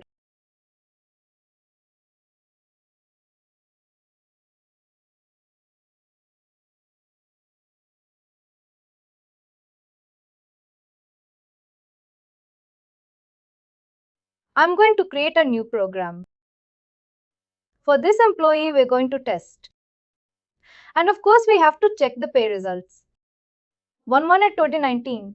In this state, only I'm able to test because, as I mentioned, I'm into another tenant. On this date, only I can test. What I'm going to do, I'm going to create first role, compensation, as a compensation consultant. I'm going to create a meal allowance.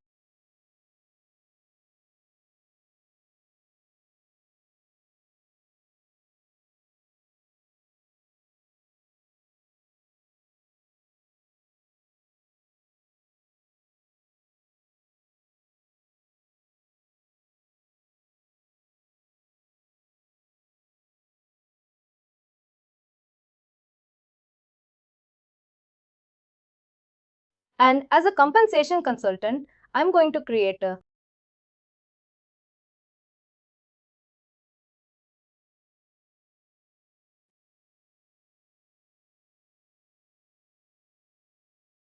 Before that, let me check the conference. Let me create this.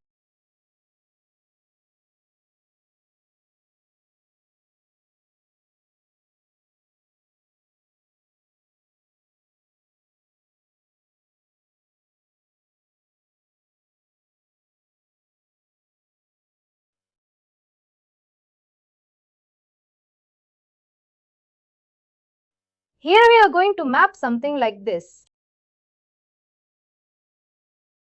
Once you assign this compensation element or running, it will map here. Now let's see just a compensation. It acts as a bridge between compensation pay. Now create allowance plan.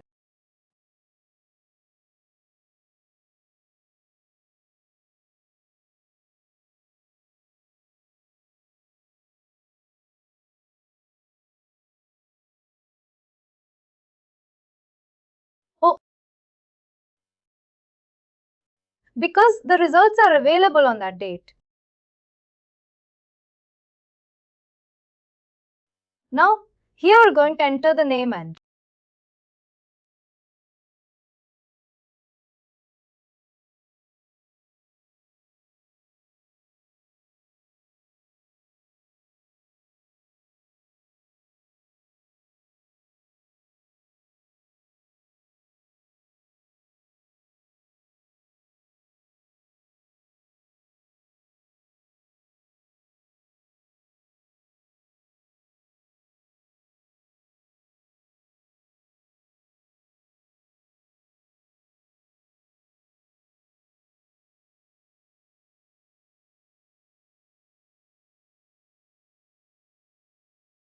element just now. We create a assign it here.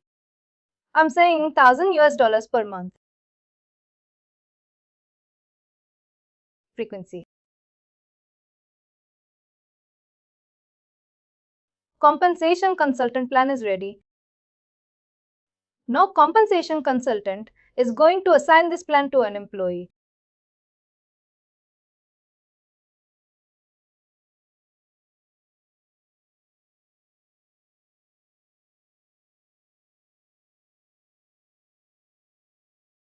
Let's take this guy. I'm going to send the compensation plan further. The new plan should be available here. Production composition. Request composition change effective date 2023.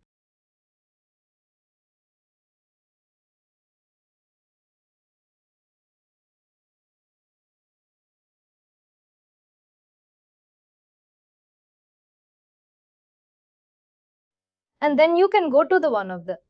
Any of them can be fine. Scroll down to the other one section.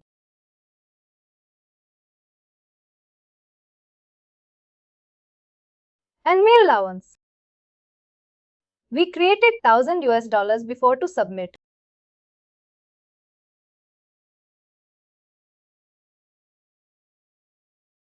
Perfect.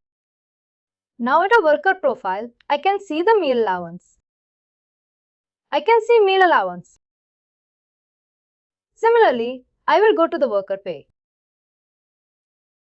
Let me show her employee's current pay slip.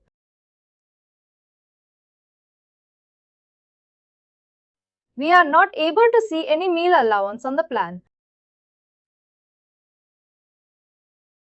Extension. Once we hit earning and run, another line should add here, and it should display the meal allowance of 1000 US dollars here. Currently it is not there. Compensation team is done. They get the plan. They are sent to the worker. What next now? Now the payroll team job will start. Payroll team job will start. Access the task. This is a very basic, simple learning I'm creating. This is the task. Or payroll 1. Enter the name.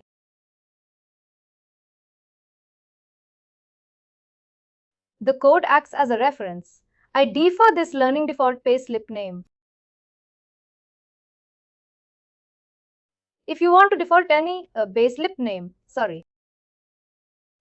Now if I don't do any value here, this value will be displayed in the payslip. If I give any value here, something like this is going to be present in the payslip, not this value. I'm repeating again in the payslip. If I go default payslip name, this one will be different on the payslip. If I don't give any value here, this is going to be displayed in the payslip. Up to customer equipment however they want. Country restricted to USA. Effective date under 2019.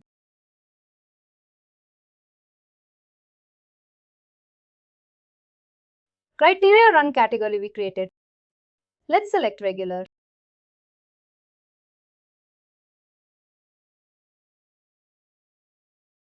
Pay group. If I have, for example, semi-monthly professional is there, semi-monthly professional is there, and then admin is there, and then, what do you call it? Different pay groups are there. If I select, can you explain, I'm sorry, the relationship to the run category. Every earning has to be associated with a run category. Good one. This is a criteria. Now, if I'm not giving here, I have run categories, different types, regular, off cycle, on demand. They are in categories. If I'm not giving any value here, which means this name is eligible for all the run categories. Oh, if it's a regular here, which means this earning is eligible only for regular and category. Why weird? We are different, active employees. You remember? It's going to check on this conference is going to be calculated. That's fine. You regular. If you're not giving, there's no harm bonus run category. Also, it will be processed automatically. Commission also, it will be processed automatically, but a requirement is only for regular employees and ongoing plan. Similarly, I have different types of pay groups here. If I select any pay group here, which means I'm restricting this, earning must be eligible only for the people who are part of this pay group. I have admin and professional. Those two pay groups are not eligible. If you unselect it, all the employees in the pay group are eligible. Does it make sense? Can you scroll up for a minute? I just want to see what form you're on again. Let me go. Can you scroll up?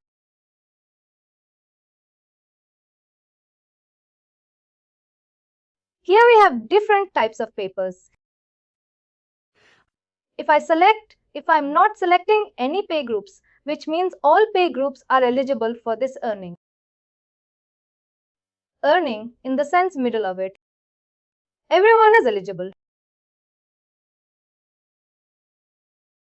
If I select any of the pay group, which means only the particular pay group, employees are eligible. Essentially, it sets a restriction. I mean exactly.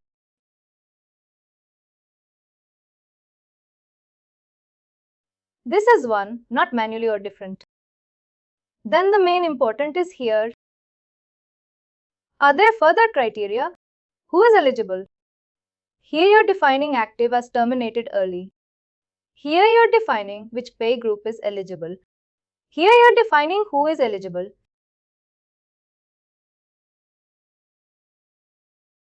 And here, what are the data I'm going to configure? Please ignore. Don't worry because you may feel like complex at this moment. I'm going to start the session called calculation. I will explain in detail.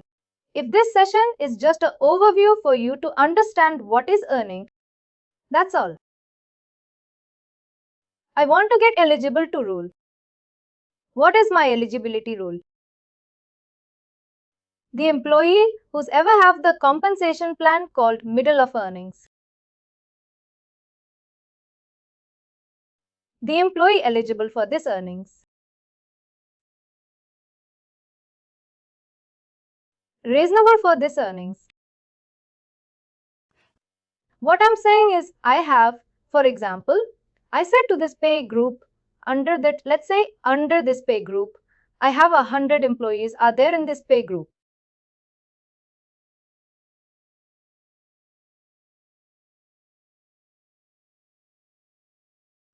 A 100 employees are there in this pay group.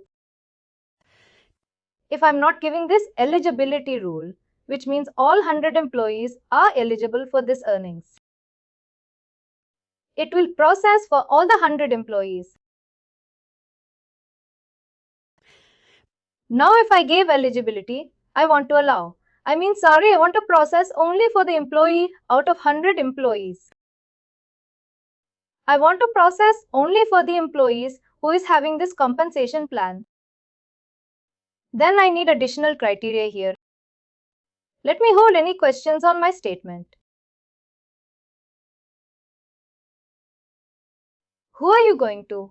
How are you going to select that? I'm going to create that. I'm saying no pay group since the testing tenant, which means all the employees are eligible here to check.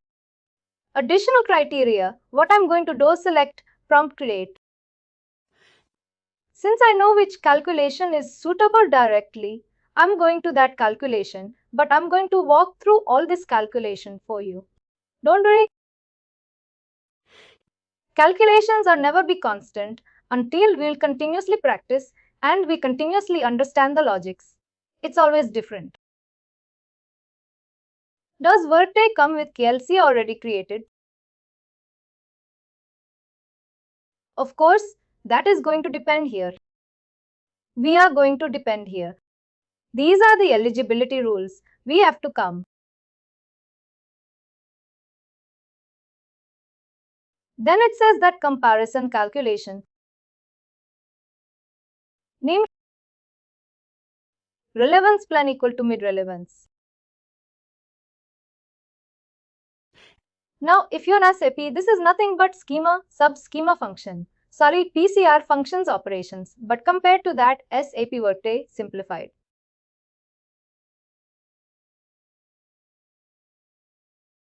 Now I have to write a criteria.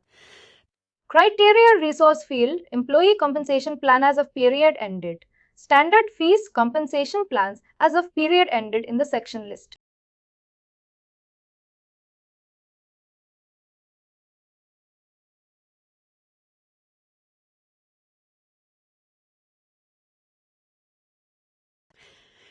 The employee who is having this mid allowance plan, that employee is eligible. That's what I'm trying to say onto this add name. Then calculation, I'm going to select a Workday delivered calculation, standard calculation, compensation element value.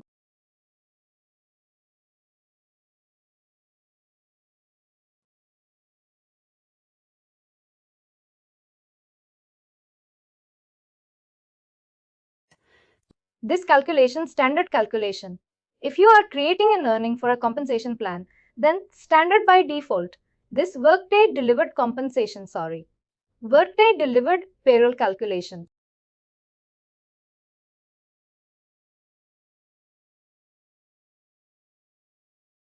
A request, can please read this one. You can just go through this one.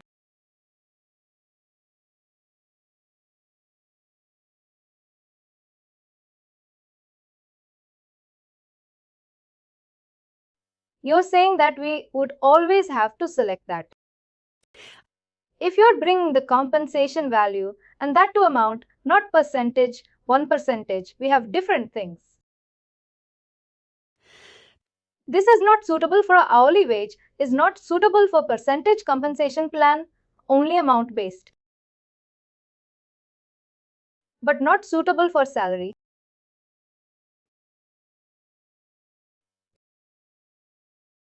What did you say? It's not suitable for what? not suitable for percentage-based compensation plans. Example, housing allowance not suitable for hourly compensation plan because we are to process the rate.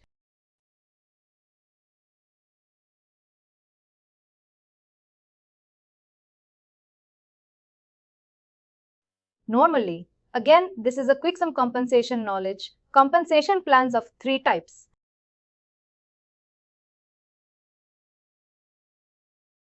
Amount of flat amount, let's say $1,000.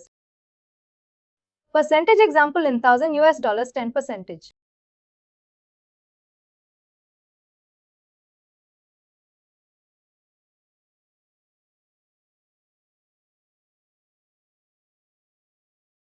Something like that.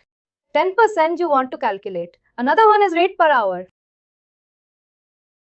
Hourly wage employee per hour or $100. This calculation is suitable here. Amount based, not for these two requirements. That's what I'm saying.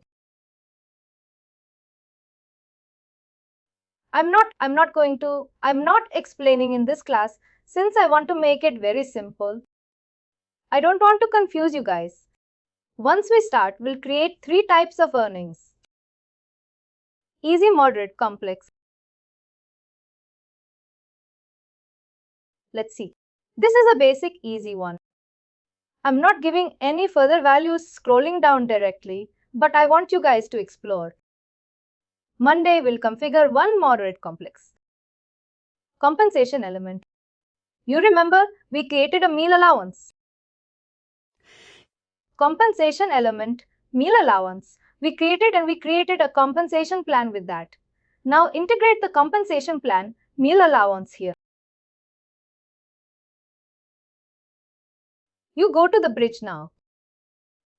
This meal allowance is going to fetch the compensation data into payroll calculation engine. Similarly, scroll up. You have 2 tabs. Any earnings when you're creating. Effective date. What are the changes you do here? You must enter the effective date. That's why effective dated, you must enter the effective date. Any changes you want to apply. Non-effective dated. In the pay accumulation, we have selected one pay component on gross. Did anyone remember? What is the pay component?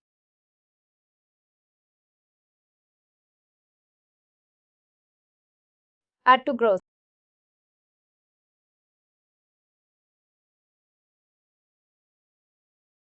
Now, if you would like to add this earning to the gross, you must select this pay component. Then only this particular amount will be displayed under gross section in the payslip.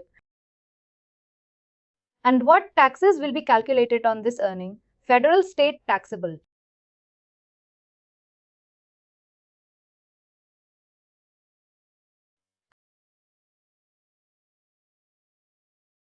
City law.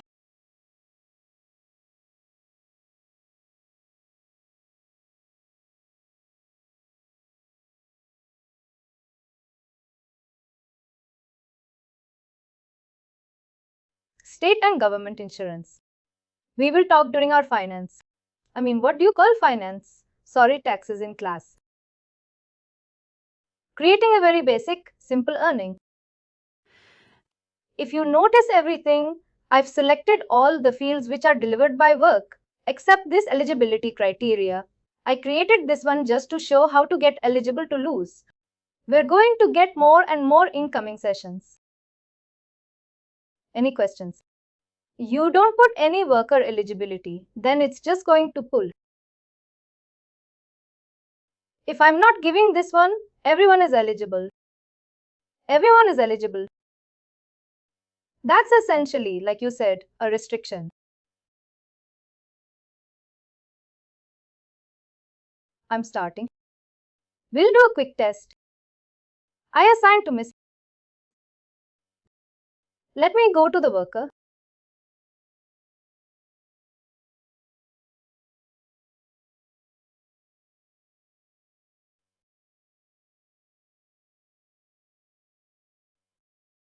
View results. I'm going to recalculate for this employee since its current status in progress. And I'm able to recalculate. Related action. Pay calculation.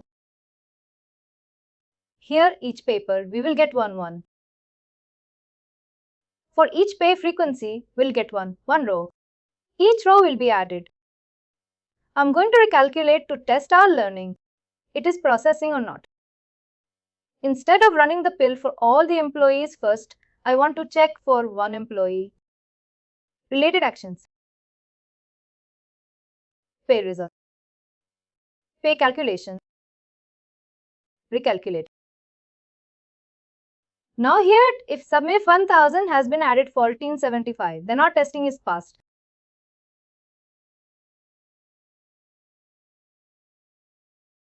If you can still see the same amount, then do you submit the configuration?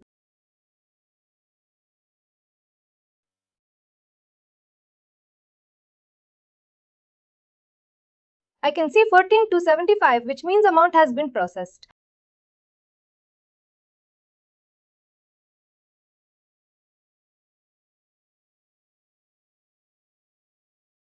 Let's see the pay slip.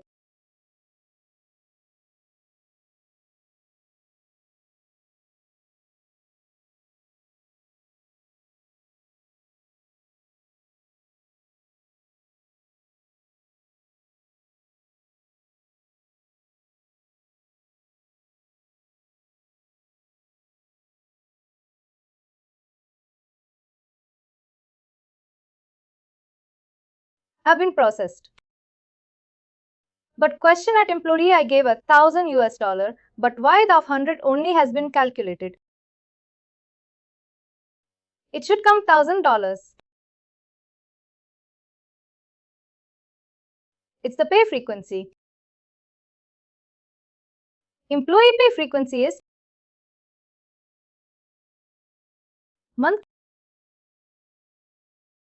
No. He'll get in the next paycheck twice a month. Correct. He'll get 100.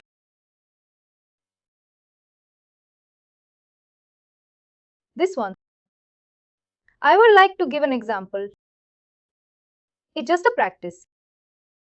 I mean, just to get familiar. What is our name? How the data is flowing from competition. What is in the company's element. How it is integrated with our plan and send the data. That's all.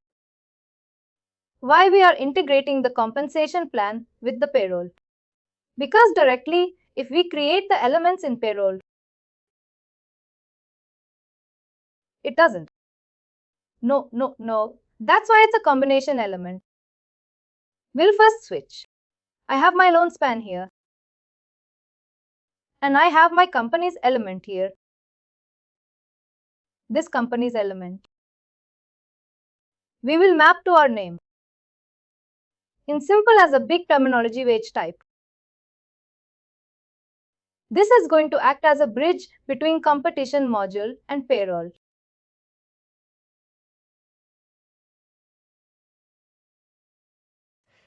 Whatever the endings that we are creating, first we need to create a compensation element. After that we have to create an evidence plan. Then it will come to. Now again, I want to discuss the topic as well. When I say our name, what is the difference between our name and direction? And our adds to the employee's compensation. Gross deduction makes away.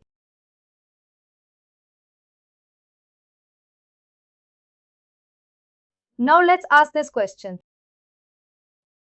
What are the types of our names?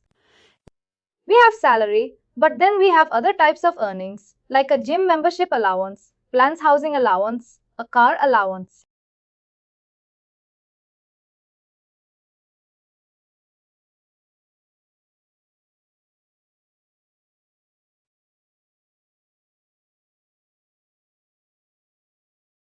If the company pays part of your premiums for your insurance benefit.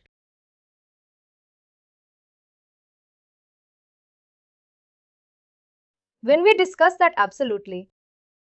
Let's stick to this. Apart from this,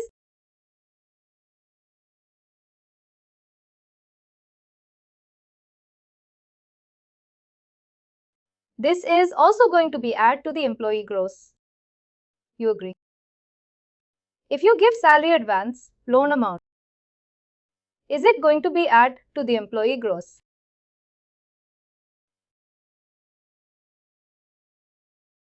Correct. Now I'm going to your question. You mentioned all the earnings must be go to the compensation. No, these are ad hoc. Correct? Ad hoc on demand.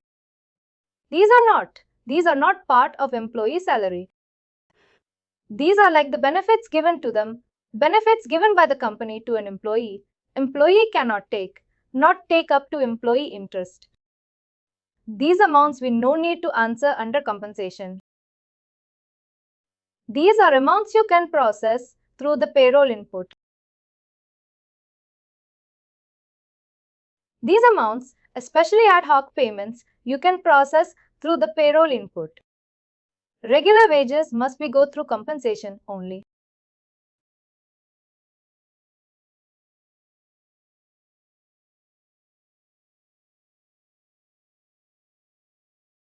Any questions, clear or not clear?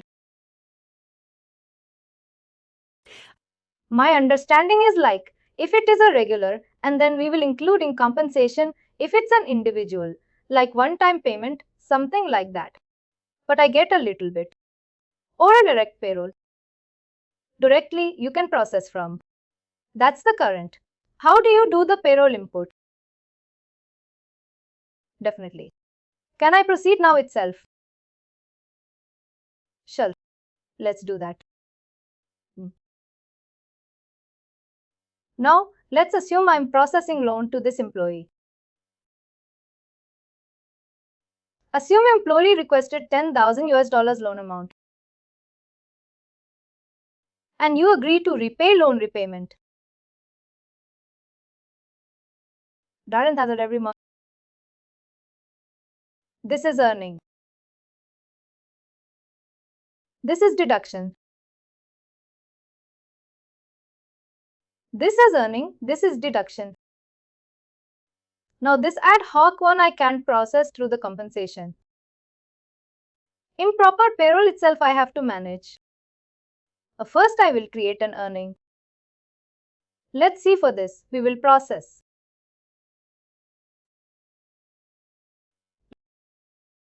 Running. Name it. AMD loan payments. M loan restricted to country USA. Scroll down. 2019. Like where and category.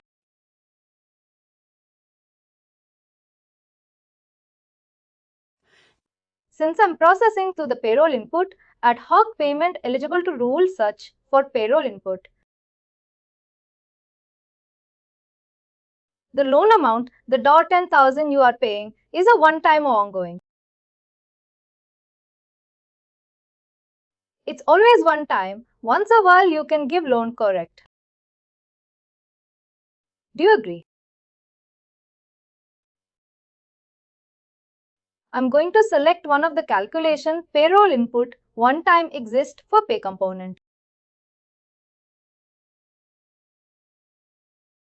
This is a work with delivered calculation.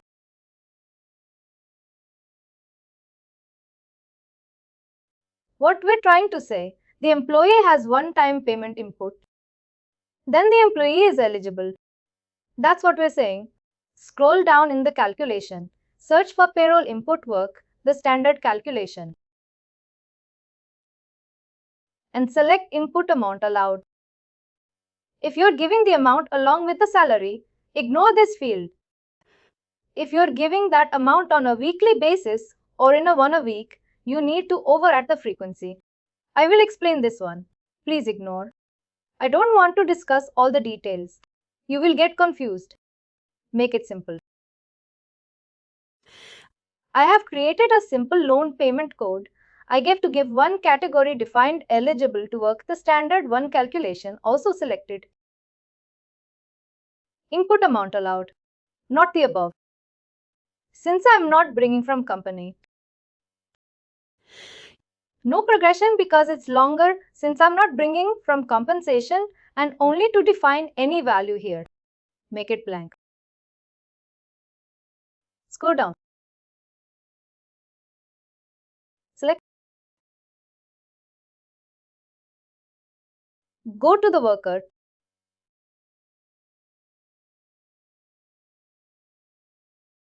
The testing for this one.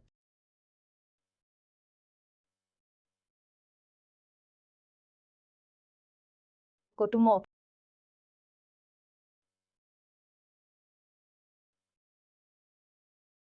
Pay component start at 1,12090 and that 10131 2090. The one-time payment. There's no problem. Semi-monthly. A component. We created our pay component loan payment. Select here. Make sure the loan payment should be must be available. Scroll down. It's a one-time payment. Processing defaults. I'm not already not adjusting. Processing through regular pay, also a regular run category.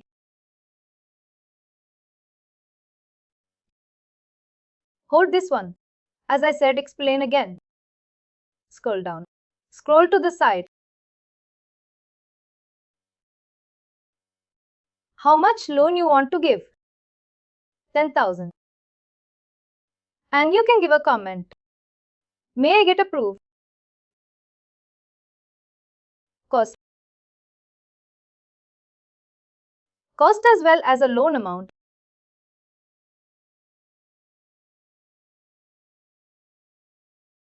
Select. Is it cost? Don't worry, I will expand. Make it more simple. Or input also not there. How can you test it? Go to the results. I'm going to test it. Reduction. Pay calculation. Recalculate. If you see 10,000 is increased, then it's passed.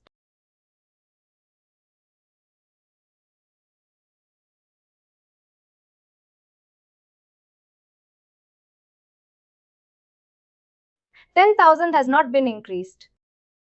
Any reason? Why it is not increased?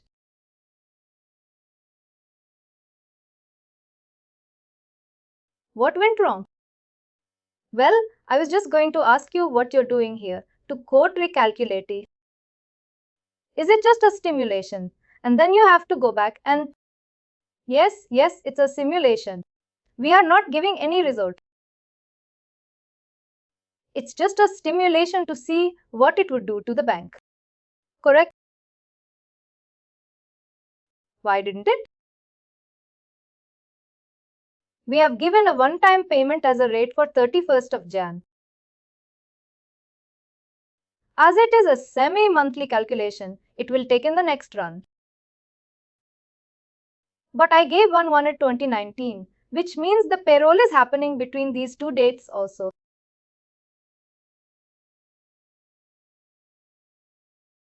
Shall I explain? Intentionally, I did one mistake. The reason is, if you do mistakes, you will remember. What I did is, I haven't assigned.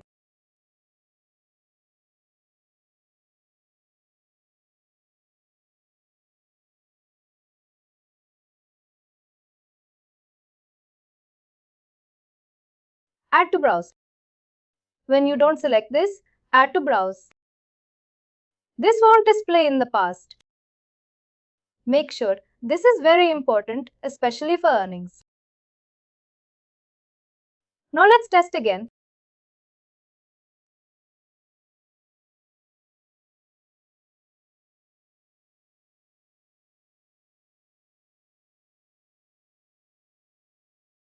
Same. I'm going to repeat right action.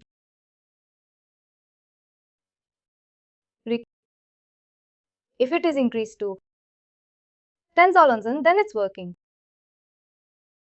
It should work now. Let's see. 24,000, can we see or not? It's not working. Little afraid to test anything in this share it. Now let me troubleshoot why it is not processing. Go Actuals. I will see whether my earnings have been processed here or not.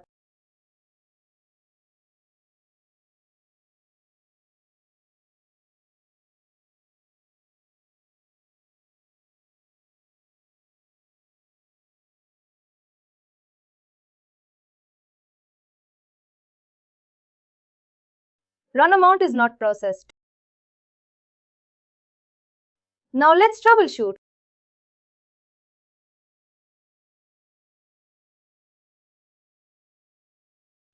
I think could be a little bit different.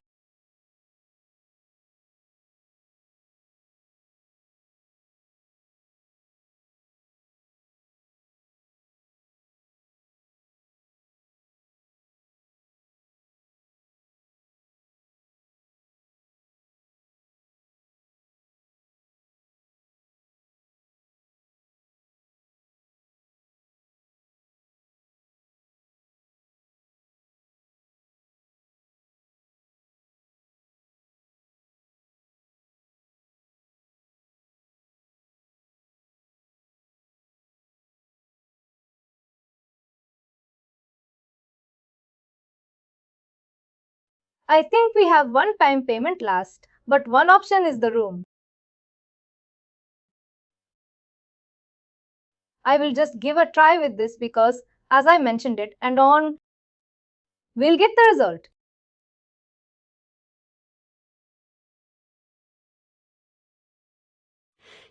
Another challenge is when we create the payroll import. It should display for worker here under input. But surprisingly, it's not displaying and not showing the security issue or not. I will give a try.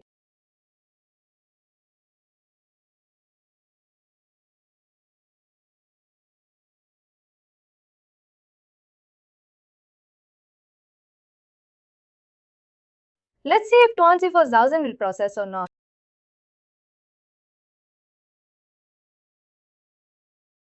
No, it's not processed. Let's see if PayPal is fetching or not.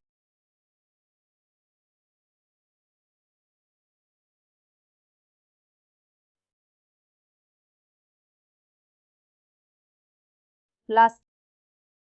If not, I don't want to pollute. We'll continue.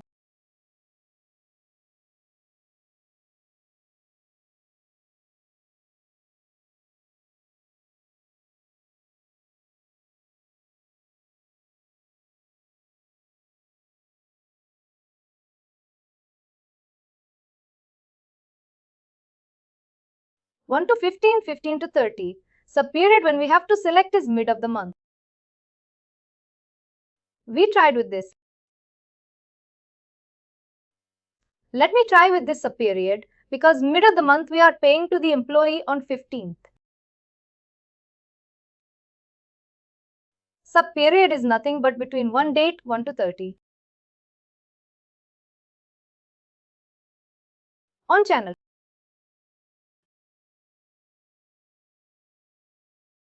We can pay TAF. Pay calc.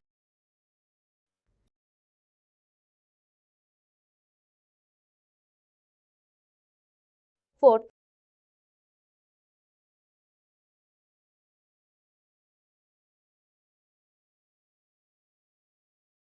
Then it's not about calculation. May. The reason is pay input is not available here.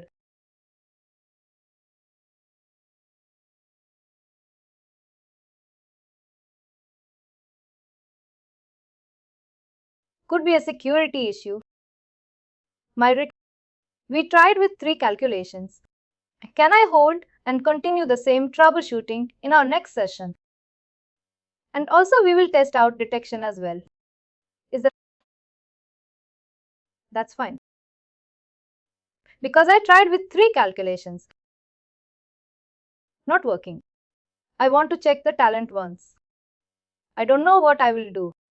We will troubleshoot. Thank you.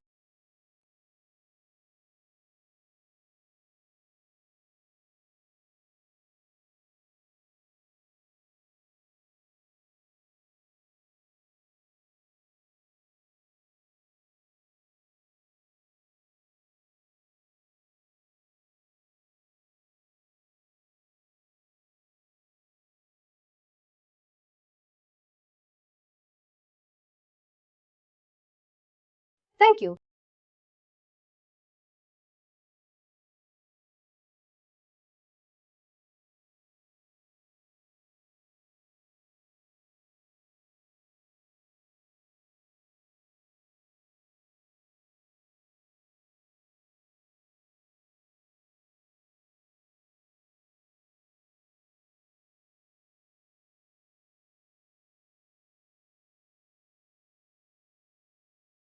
Thank you.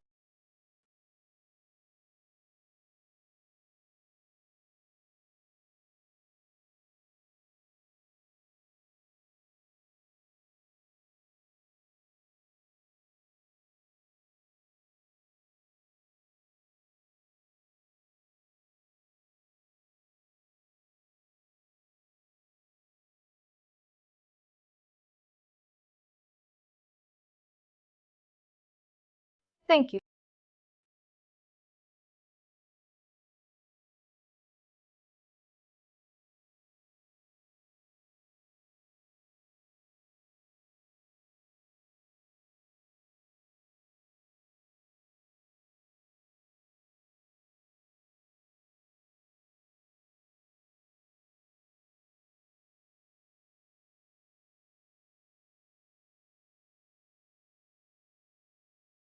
Thank you.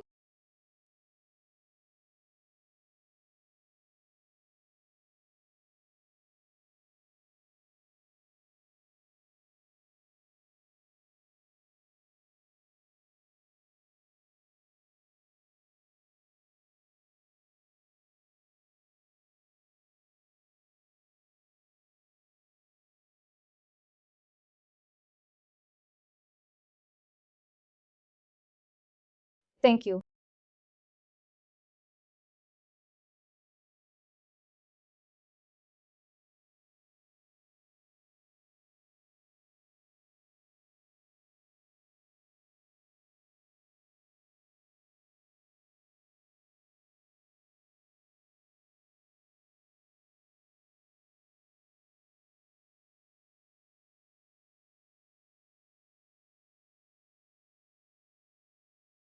Thank you.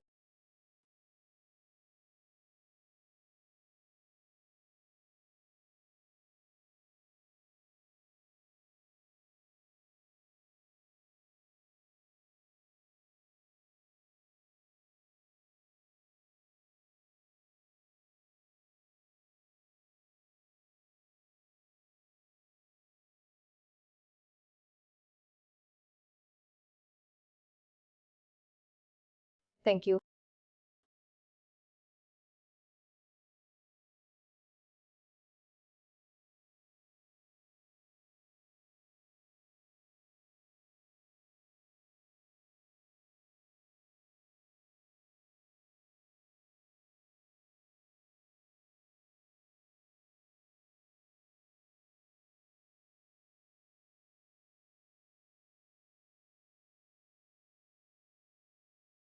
Thank you.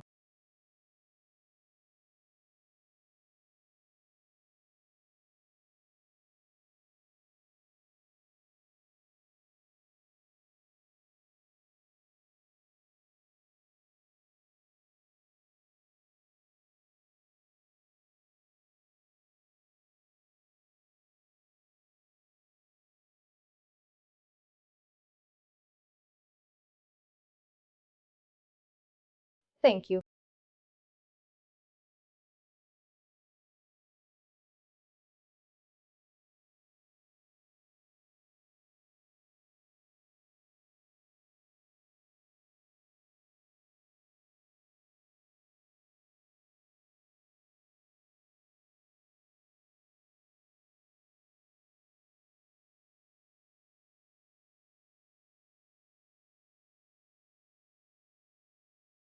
Thank you.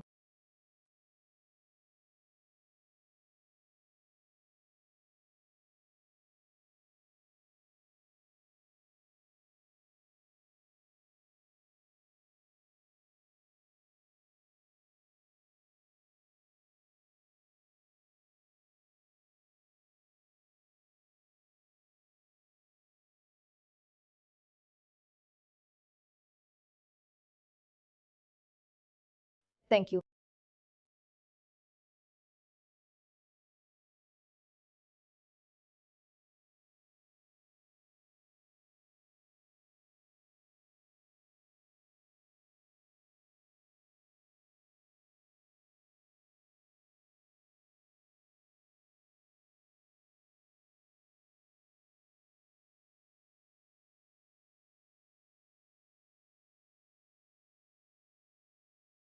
Thank you.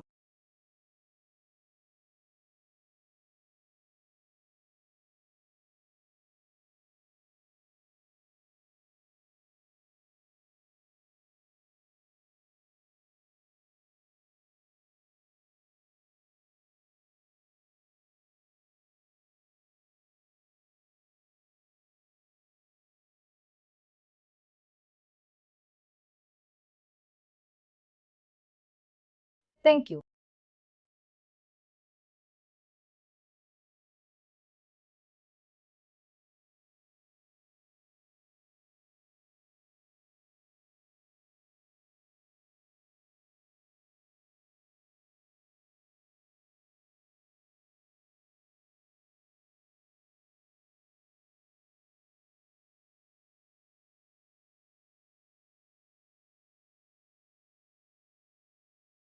Thank you.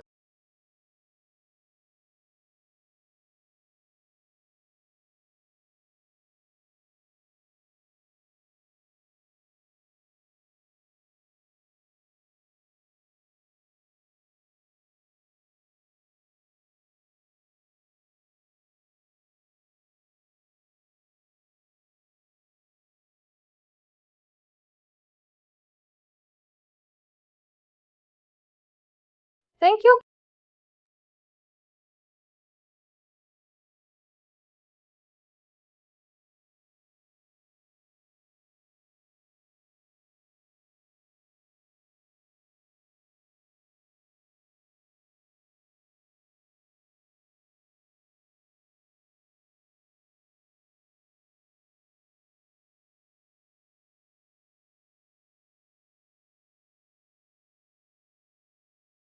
Thank you.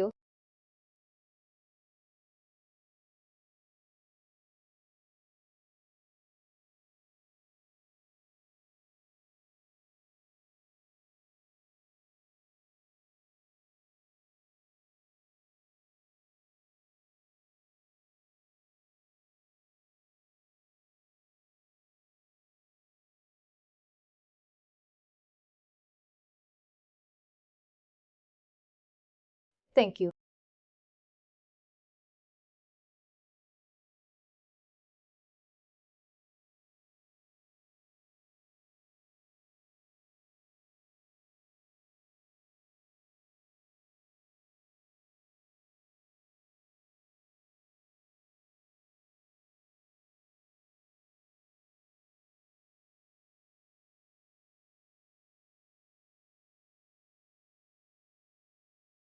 Thank you.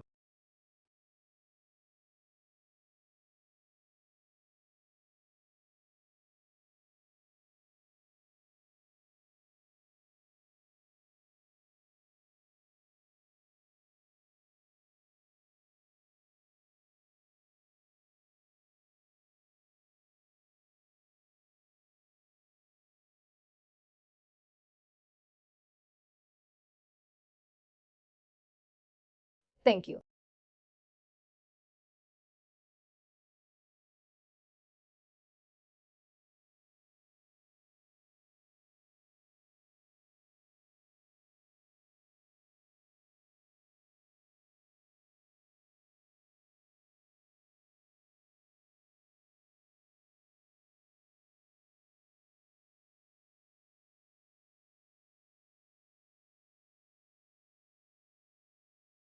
Thank you.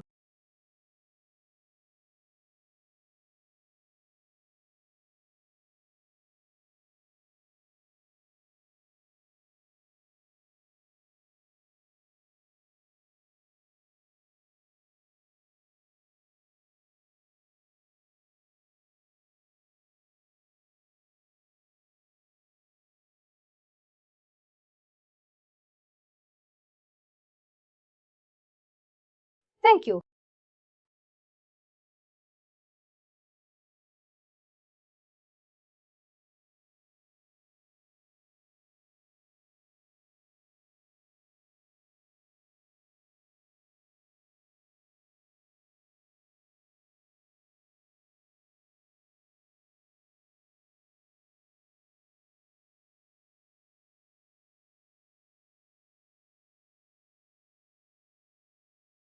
Thank you.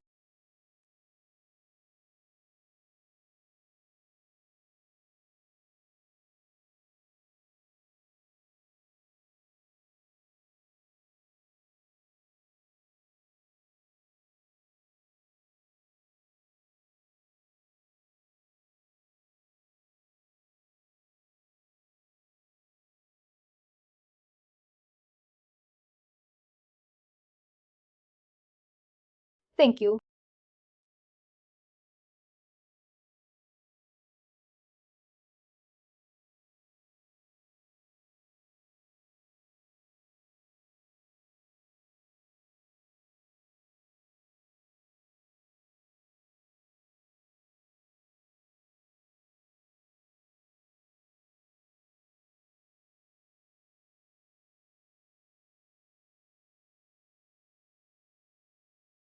Thank you.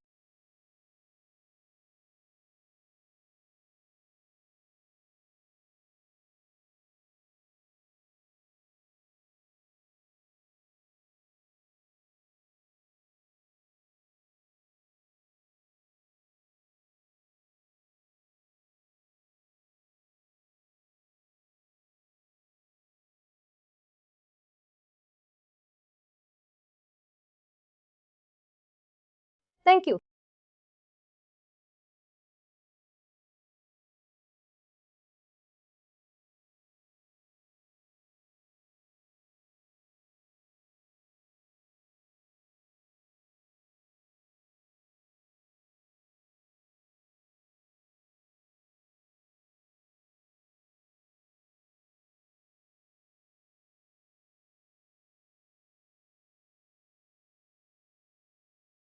Thank you.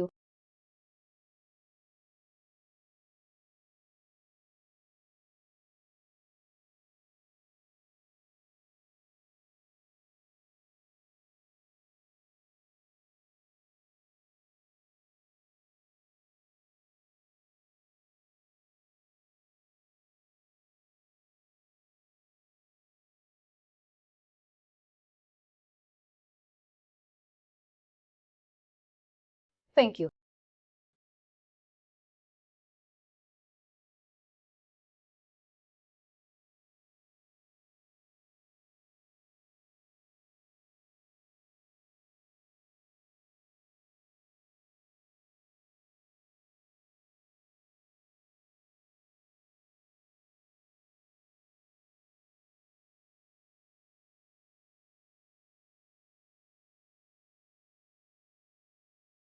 Thank you.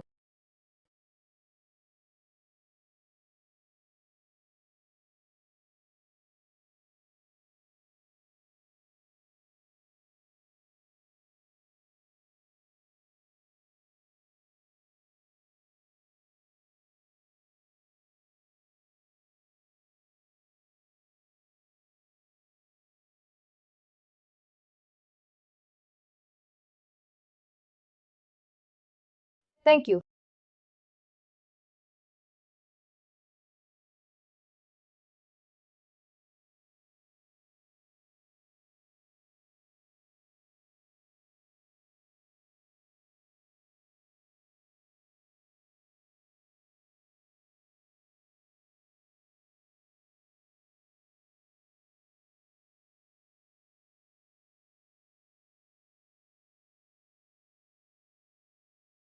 Thank you.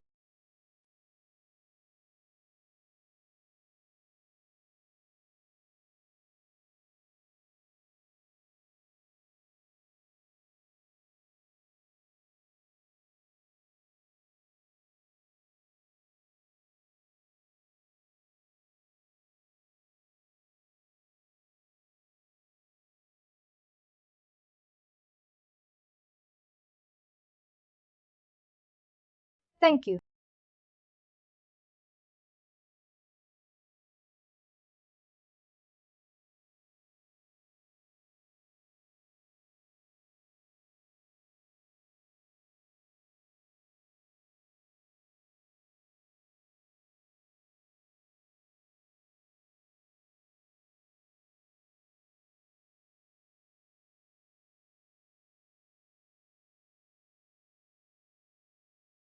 Thank you.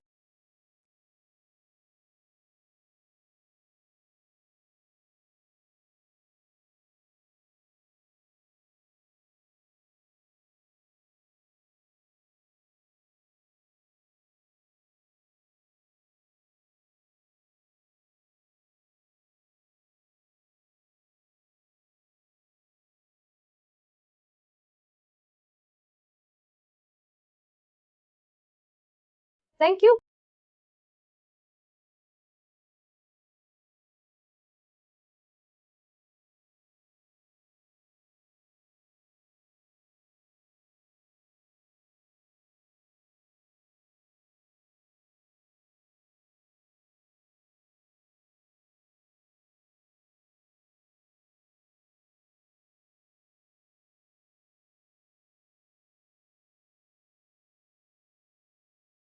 Thank you.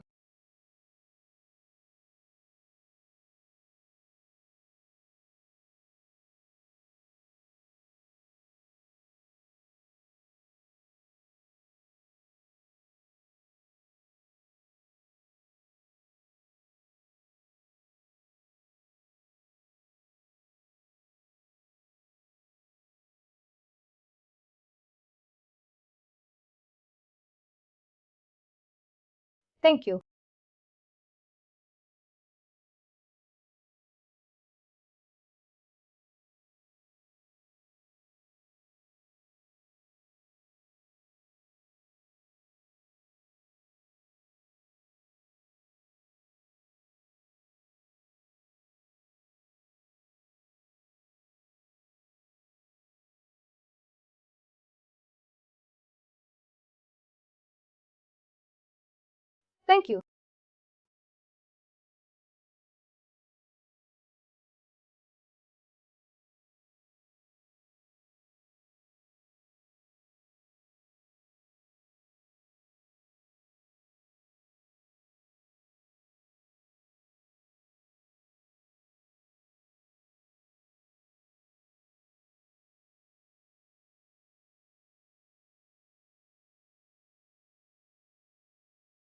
Thank you. Thank you.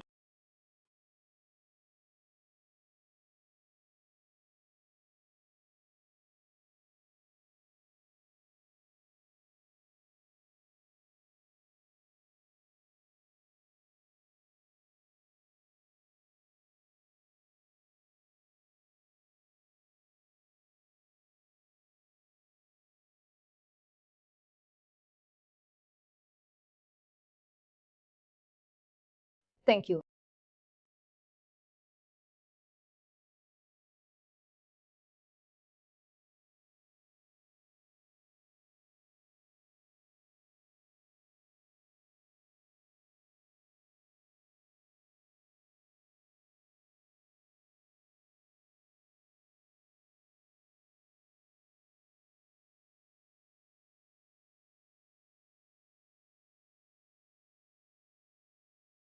Thank you.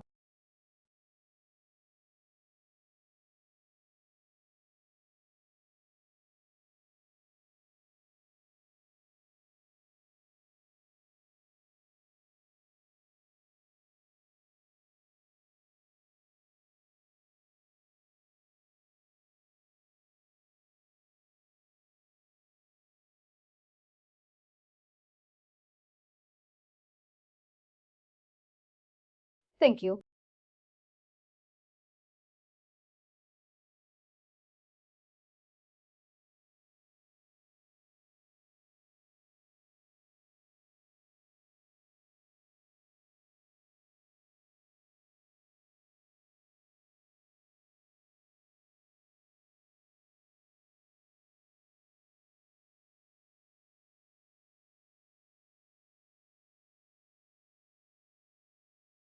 Thank you.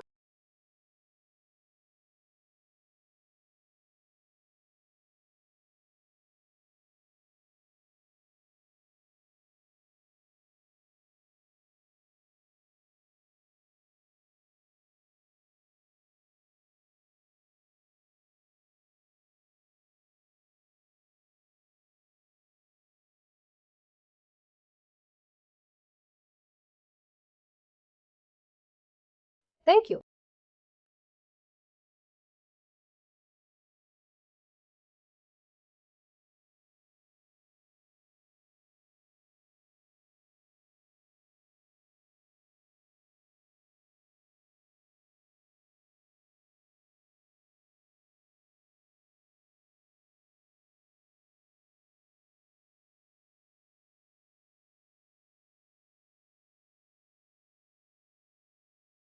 Thank you.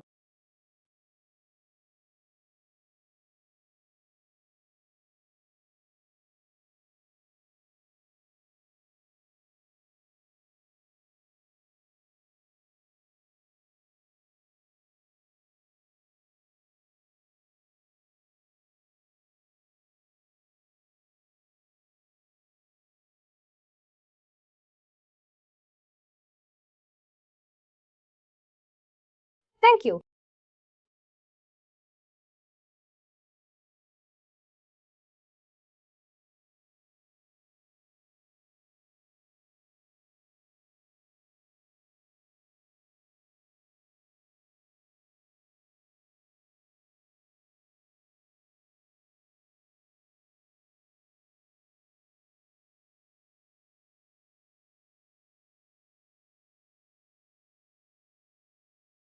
Thank you.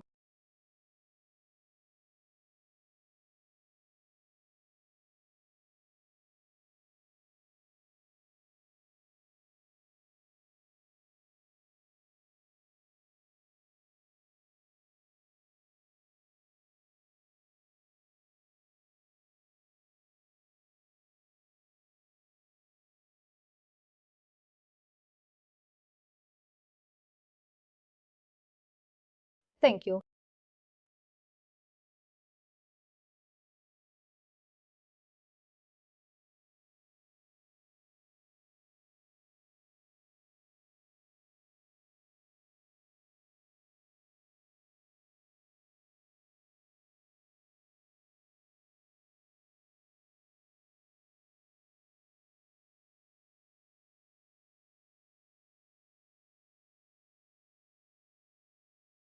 Thank you.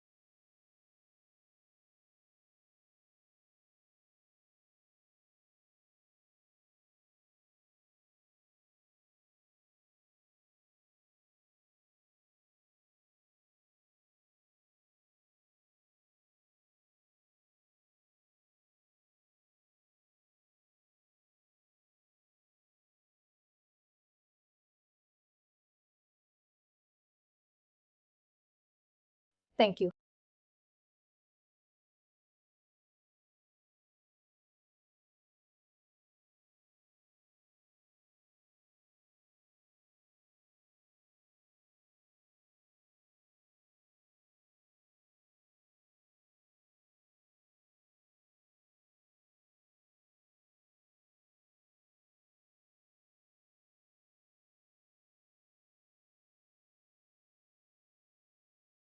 Thank you.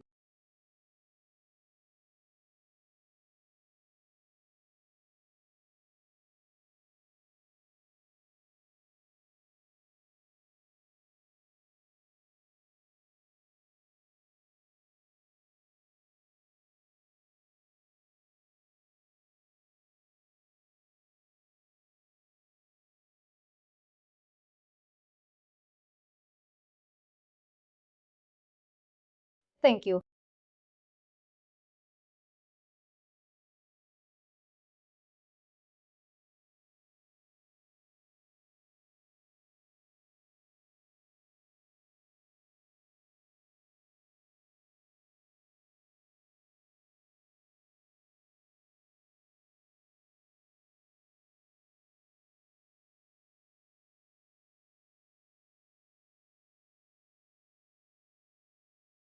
Thank you.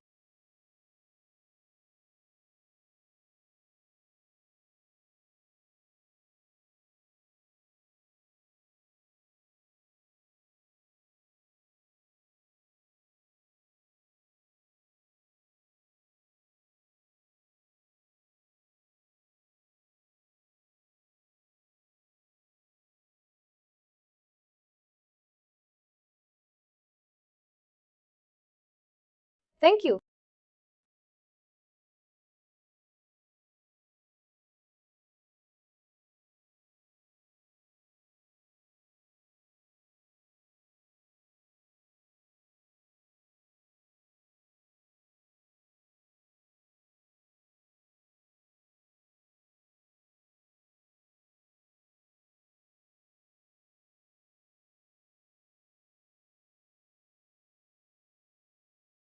Thank you.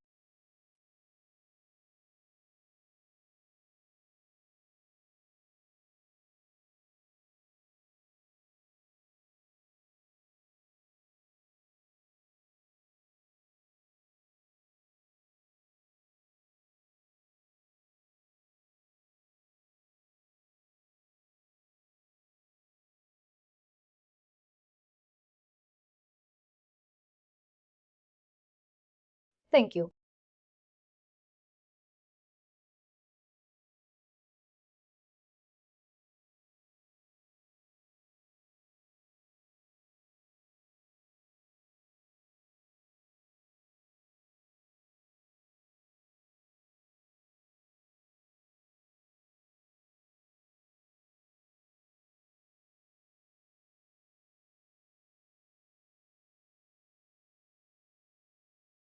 Thank you.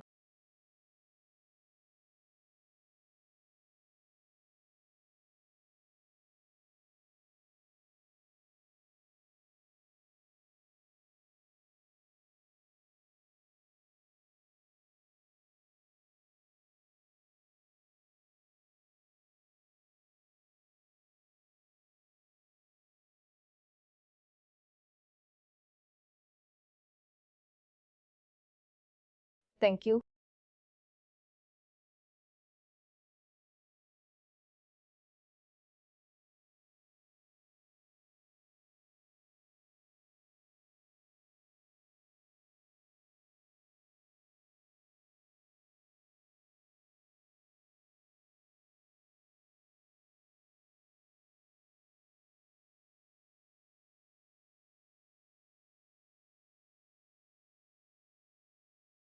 Thank you.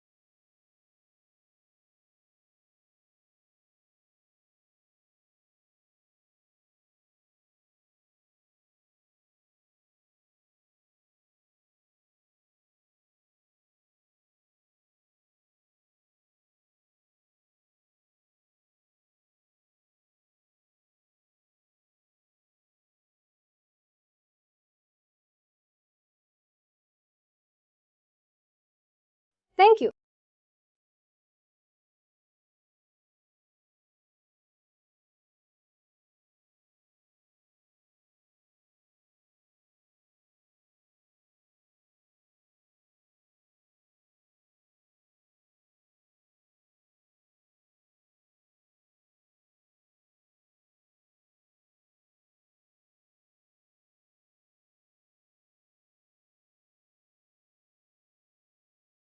Thank you.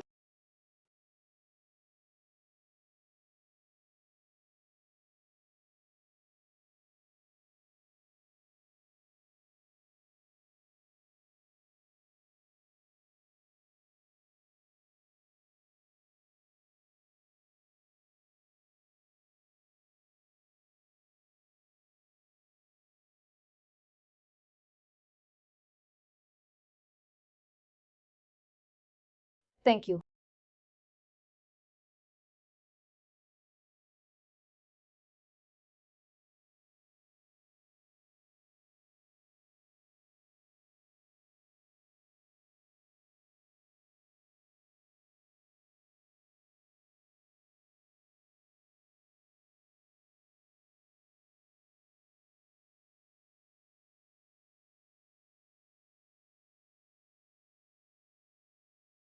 Thank you.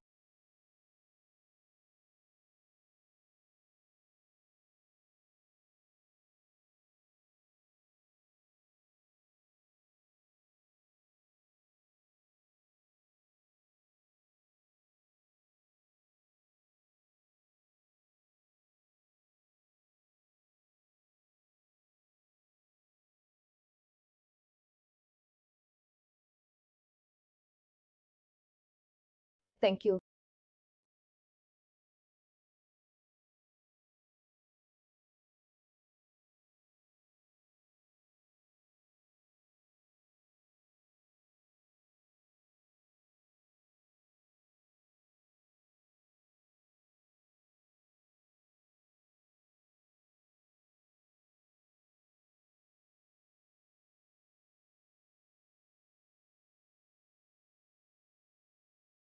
Thank you.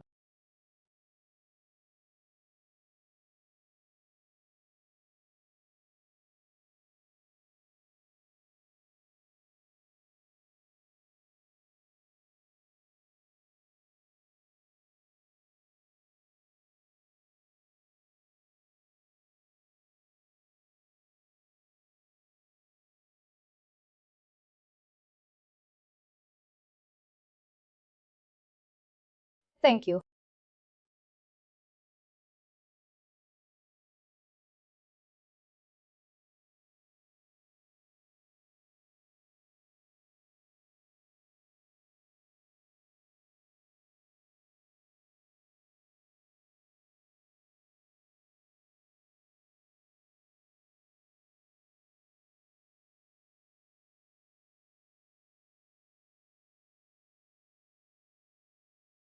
Thank you.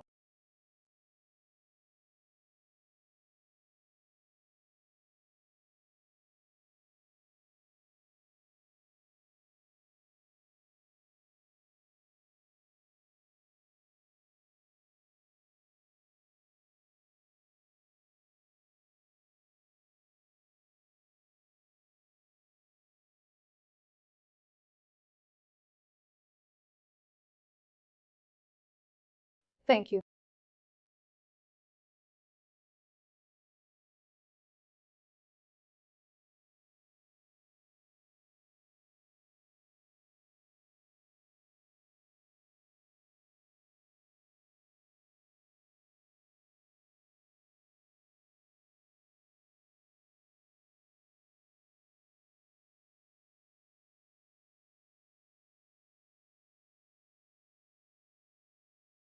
Thank you.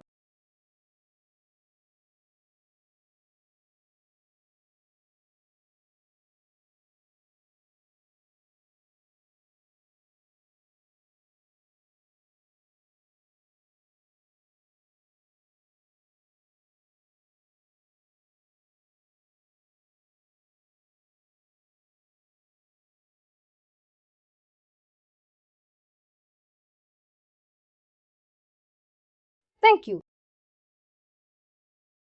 Thank you.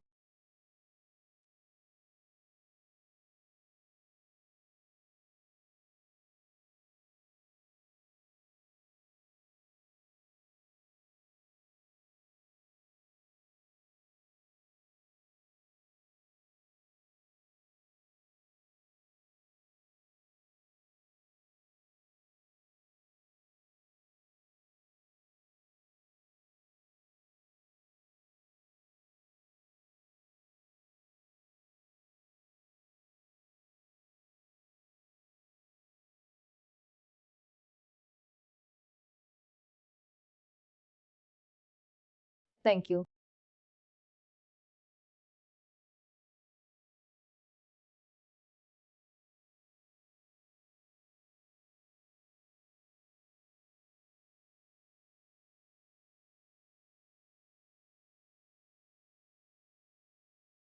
Thank you.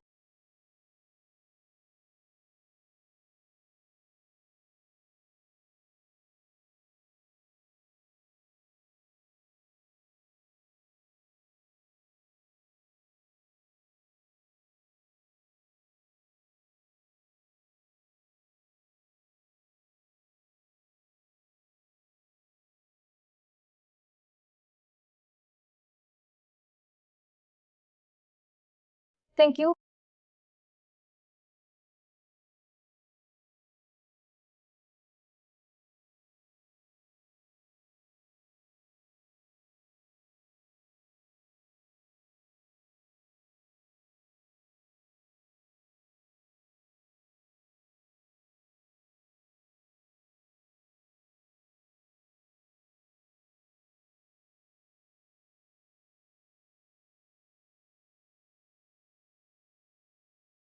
Thank you.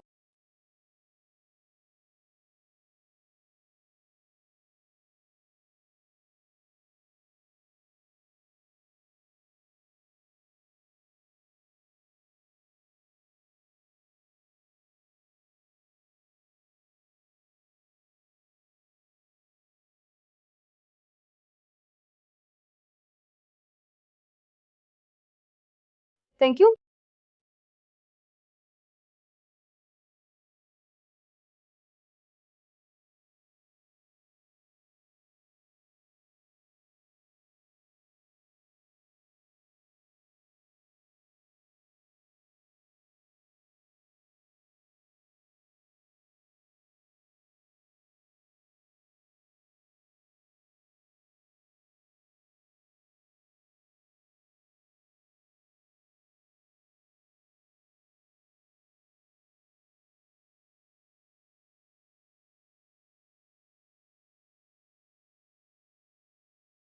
Thank you.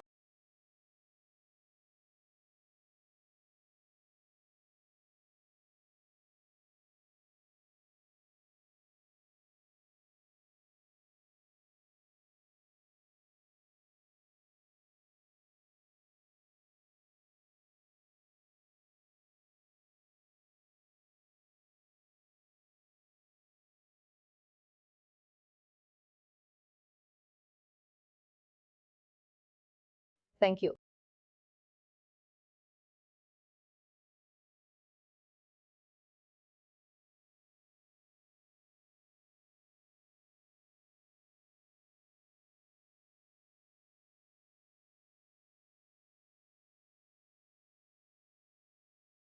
This one is called pay profile, worker pay profile.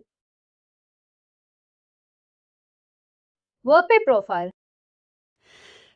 When you search worker pay profile, we will get a visibility of all the payroll related data for this worker. This is called profile. These are all called profile groups. Profile groups. In Workday, you have an option to hide profile. You also have an option to hide profile groups as well. I'm going to give one example. I will try to hide this pay profile. I will try to hide this pay profile. How to do that? This is not recommended since payroll is one of the mandatory modules. But just for our understanding, I'm running this file after the task configure profile.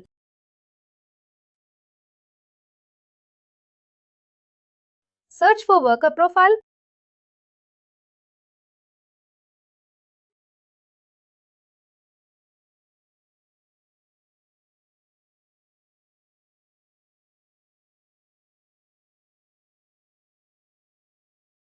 Pay for worker profile. And select the value. And select the checkbox. Now I'm navigating to the same employee. We cannot see that well.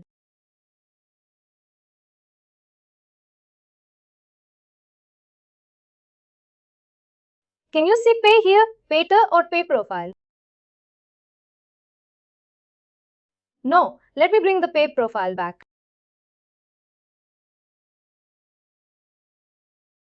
Let's see file name.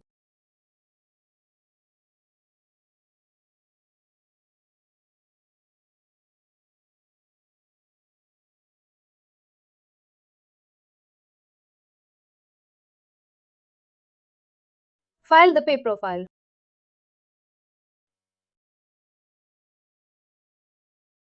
There are the Workday values. Which one you want to display? Which one you don't want to display? Yes or no options. That edits the entire employee profile. That's a good question. Not for one individual employee. Impact entire employees in the tenant. Correct.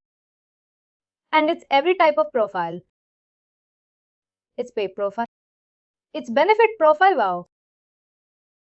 Pay profile will be hidden for all the employees in all countries. Not for one country.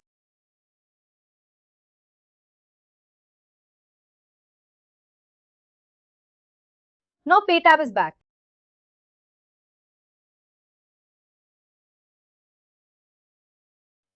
Now let's talk about trying to hide these values.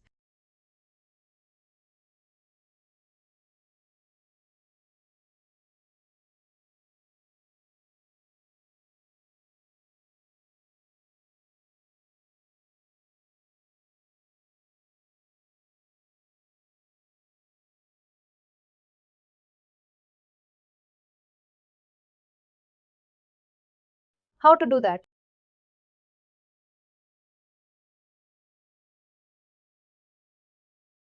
Profile groups. Access the task. Configure profile groups.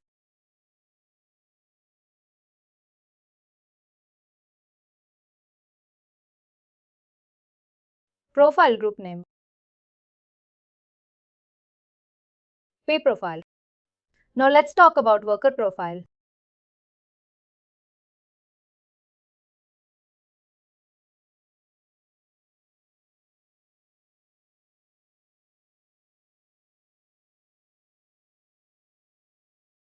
Which one you want? You don't want to display. Just exit, take it out. Yes. Reported time, we have to remove this value.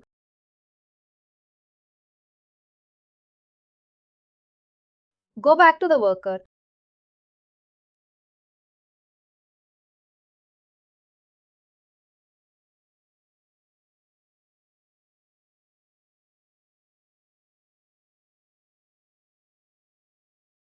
There is no option. Reported time. Let's quickly enable the report back.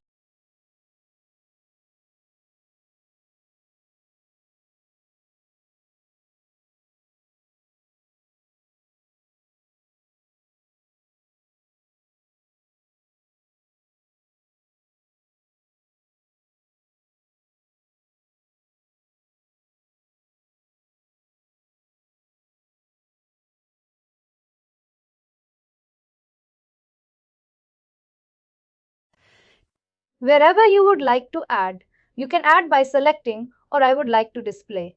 That is the first value. I can select it, but it's not recommended because pay slips, pay groups should be displayed. I will select somewhere next to tax selections. Here are load reports. There are options you can display under your payroll time.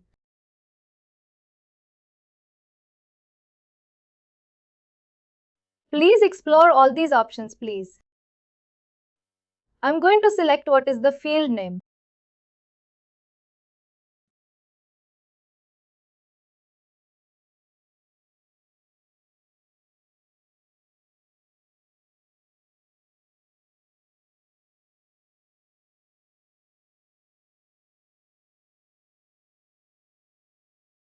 Let's now go to the worker.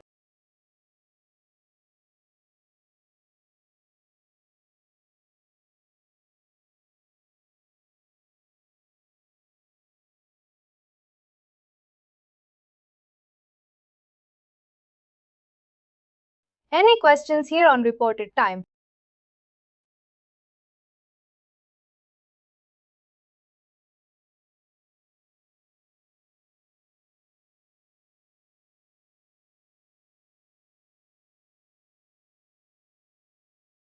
No problem. I think we might have what was recording. Quickly, I will summarize. Today we discussed how to create a payroll input for earning, how to get a payroll input for deduction, loan payment, loan repayment, and just a walkthrough overview of pay slip sections. Configuration is still pending pay slip. And then how to configure profiles, how to configure profile groups. Anyone have any questions? At the moment we can utilize for questions. Let's do one thing quickly and walk through these steps all and we will go. Whenever we set the pay tab, here you have pay results where we can access employee results based on the monthly, semi-month weekly or bi-weekly. What are the pay frequency? Here you can track the employee pay results. And here pay slips for till 6 months or 1 year. You can access the pay slips, employee pay group data, pay group, pay frequency. Employee payment, elections, bank payments, or what do you call it? Checking payments, that information will access here. And employee tax selections. After tax configurations, I will explain in detail on this. Federal tax, state tax, local tax, additional tax if applicable. And time tracking related data, employee tax documents, wage to documents or anything. If you generate, the employee can download the wage to documents, employee garnishments or withholding orders. These are all we have to discuss. How to record amendments. Apart from this payroll import, just now we discussed. Loan repayment is visible, loan payment is not visible. Costing allocations. If an employee gets paid from two different cost centers, here we will maintain the split. Cost center and 50%, cost center 50%. I will explain just a walkthrough. Employee loan balance. If you have a report, we have to maintain. Sorry. We will fetch here loan balance. And that's all the tabs currently we have. Any questions until the session ends? This tab is visible to the employee or only for the administrators or based on. By default, we allow the employee to view the tax selection span because they have to see how many depend on the declare. What are the additional income? They have said additional income. They're getting how they're gonna. What do you call it? Proceed with the tax spouse together, single or married. All the details we will allow the employee to view. If your requirement is employee don't want to view, that is also possible. Simple. The security will remove the employee self-service and tax selections, but we should allow the employee to view the tax selections. One more doubt, if we see about the loan details, some employees will have the loan details and employees will not have the loan details. Based on the requirement or security rules, the loan details will be visible or... Good question.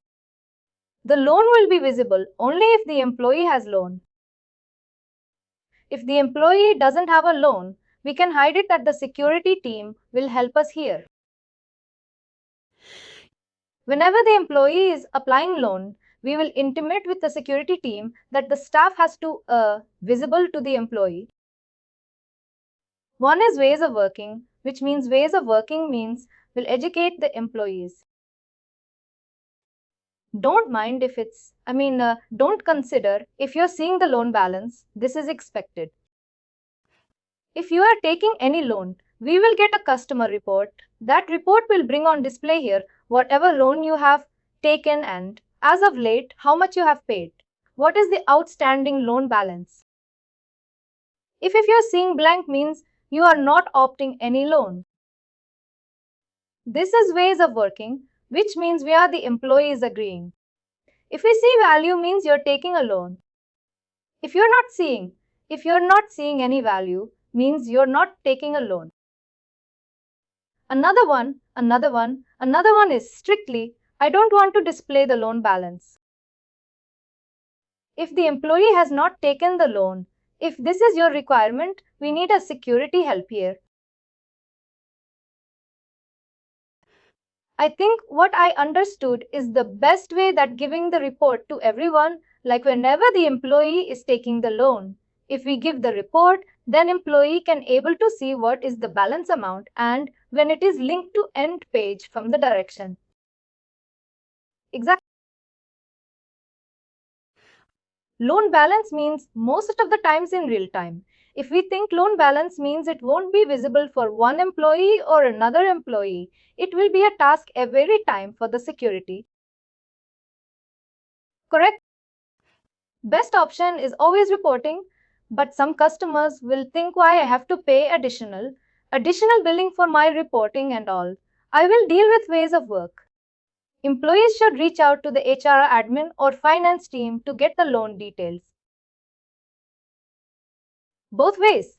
If I can't customize it, to spend some more bucks to get this feature fine. We will configure if customer is a no-null. We will because there's no integration required this value and we did no impact on worker also. Correct. Just to know that what is the amount that withheld are outstanding.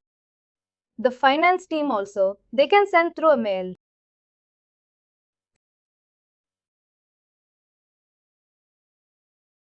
Thank you. Everyone, please take care and stay safe. See you tomorrow. Thank you. Thank you. Good day you. Thank you.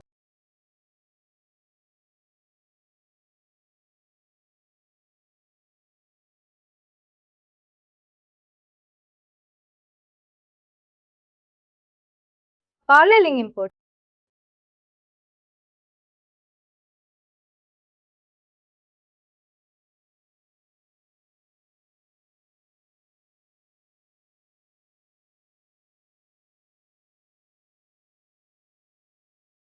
Paralleling input. We're going to talk about loan repayment. Now we're into a new tenant, which is Proudware Organizer. I will go to one of the employee and see what are the current payroll status of the employees.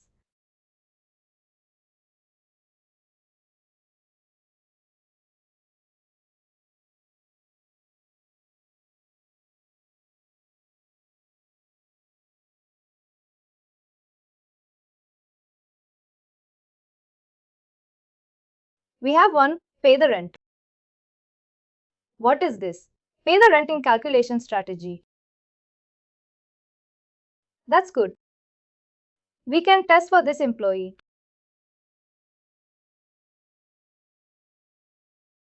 As usual, I'm going to create. Let me open the new tab. We're going to test our loan payments and loan repayments. The first time I want to create a loan payment, which is an earning,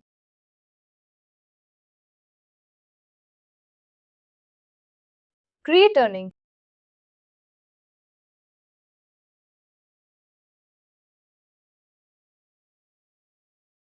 Let's name it as payment code.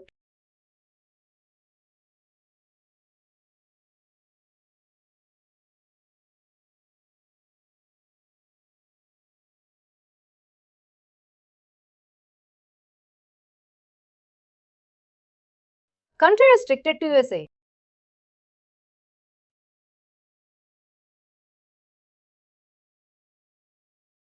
Effective date and want to get on 19th.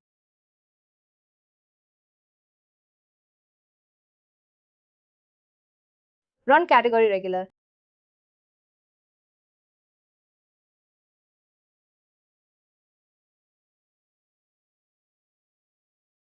As I discussed, payroll input. One time.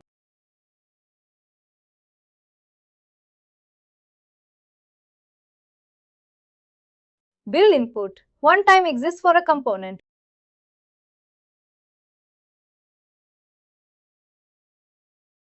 Let me set the value.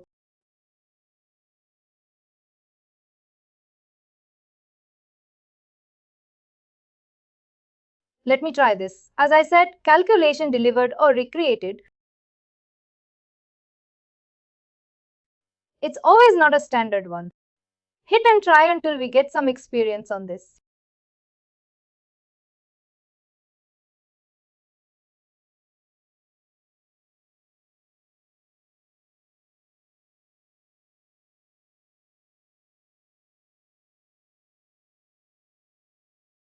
Just quick recap. In the last session, we stuck here. We're testing and we run into errors. We're not able to proceed further. I am starting again. I'm creating a loan repayment once. First, we'll test loan payment payroll input and then we'll proceed with loan repayment. If the payment successfully works, the loan payment is when the company is paying the employee for the loan they requested. Oh yes, ma'am. It gets set up as an earning. Because loan you are giving to the employee is set up. Got it? And then the loan repayment will be a deduction. Loan repayment is nothing but a deduction because we're deducting from employee's paycheck. Correct? Just wanted to share about that. No. Let's proceed. Then put this for the run category. And to be safer side, I will start one more condition.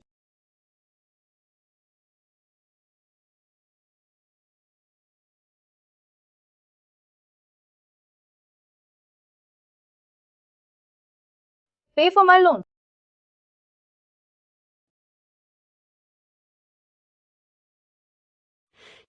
Calculation, search for payroll input. Remember any amount which is not part of employee regular compensation. Any amount you would like to process ad hoc basis salary, advance or loan payments. We can process the payment input, amount of the loan. And then scroll up. None affected.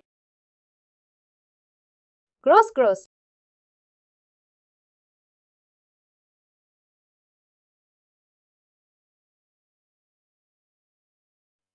One point I would like to highlight, especially when we are working on the payroll input, is whenever you pay your input, you can process hours, you can process amount as well. Whenever you check box input amount alone, then only your payroll input is available to select. If you're not selecting input amount alone, you cannot process the amount. Let me explain where exactly this will help. Once I enable the checkbox, save this record. Go to the worker. Who would like to test? Chanchan, we will go and test for that employee.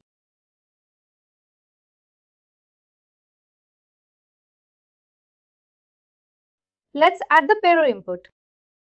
There are two ways to add the payroll input for an employee.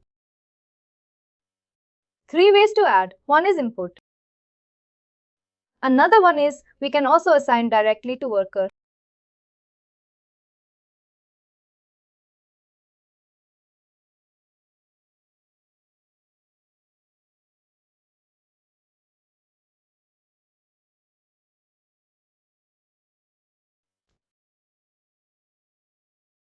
Add in.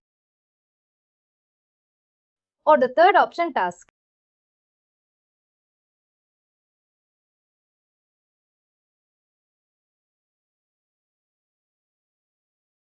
Whether of the options will work. Let me go to the task workers only for one employee, Mr. Chanch. 219.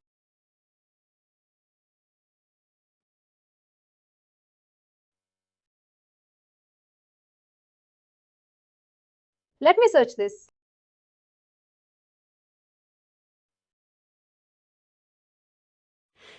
Month 1/15/2019, since it's a semi-monthly. And here search for your loan payment, the one we can. What I'm saying is, if you're not search the checkbox input amount alone, you cannot select the pay component here. It won't display. If you're not able to see the payroll input here, which means you have not set the checkbox payroll input amount alone. It's a one-time. No process to the regular payroll. We are not processing a lot basis, not with some article of regular run.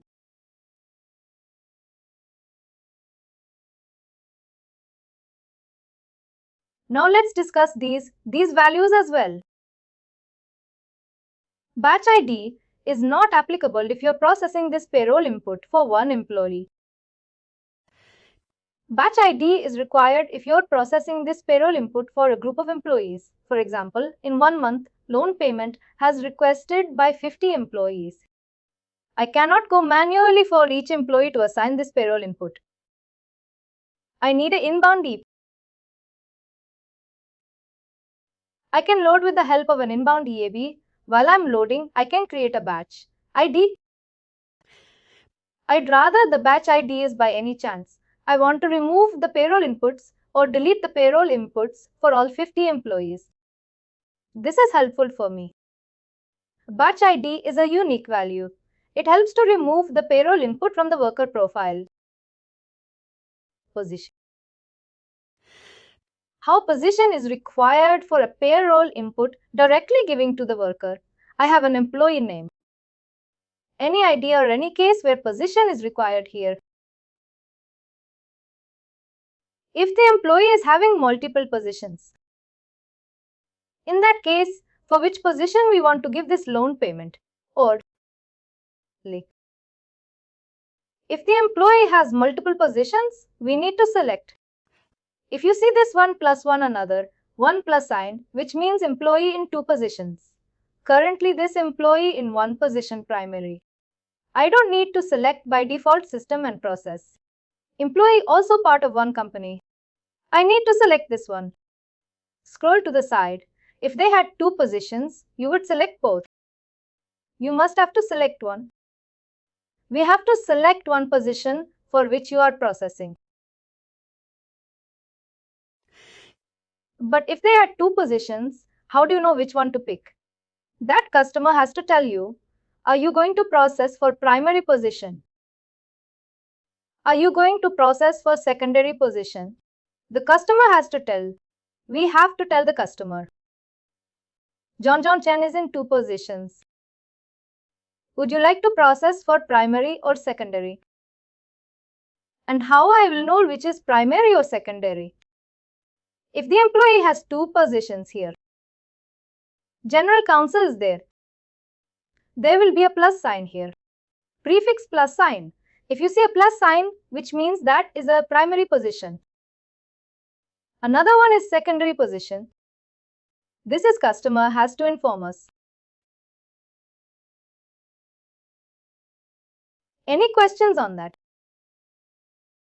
And the loan repayment would come back out of that position. Salary. Is that? And you would have to do it that way.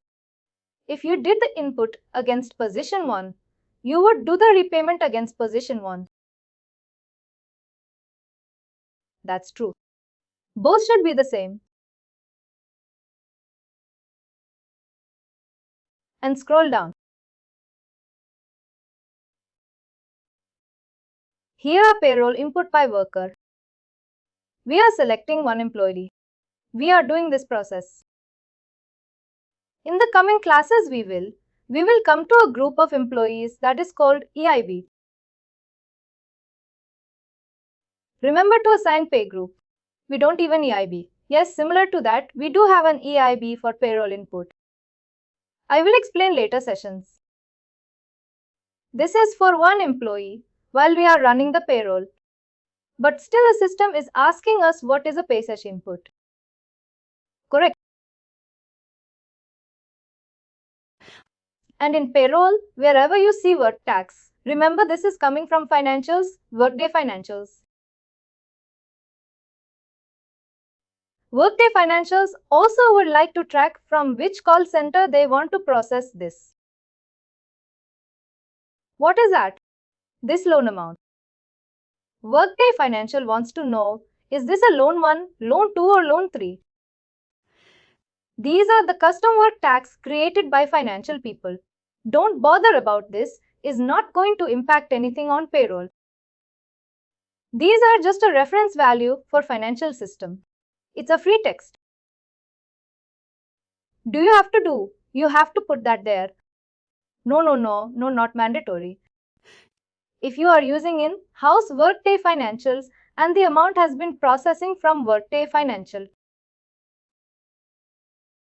we are required to select the financial people. Let us know, we are not the decision makers here. Not mandatory. That's why it's not a mandatory field. That room can we add more than 2 loans at a time.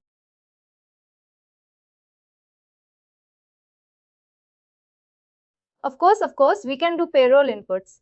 We can process by selecting 2 books. Then the processing option is override and adjustment. No, please don't go with that.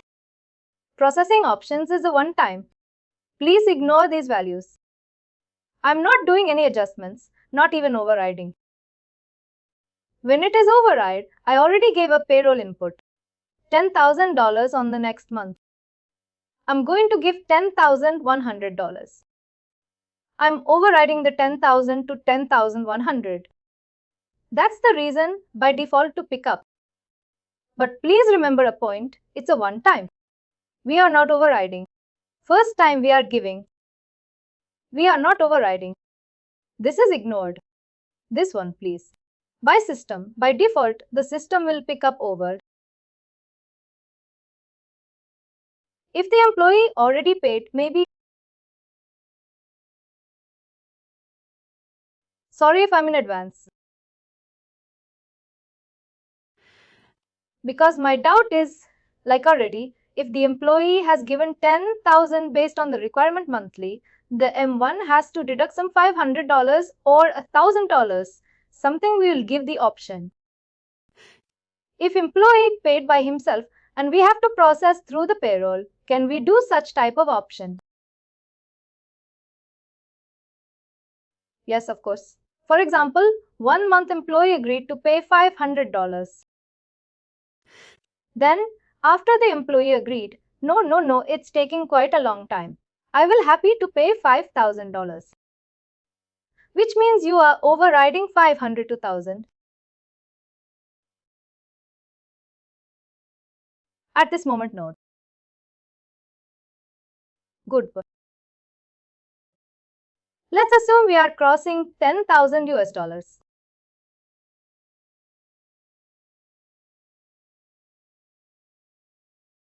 I can also enter the comment. Something like the main user.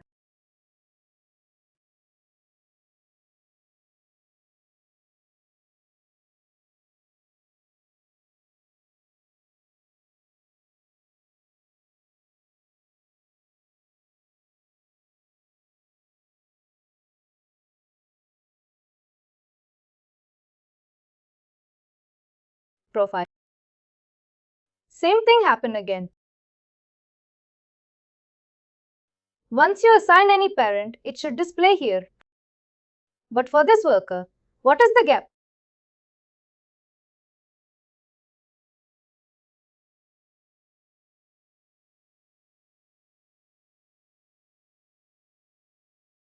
It will display the row here. It's not displaying. Security issue. Let's see the pay results. If you have paid in progress to requires recalculation, status has changed. They identified the parent input for this employee in this period. But let's process it, the actions that they did. They got recalculated. in thousands.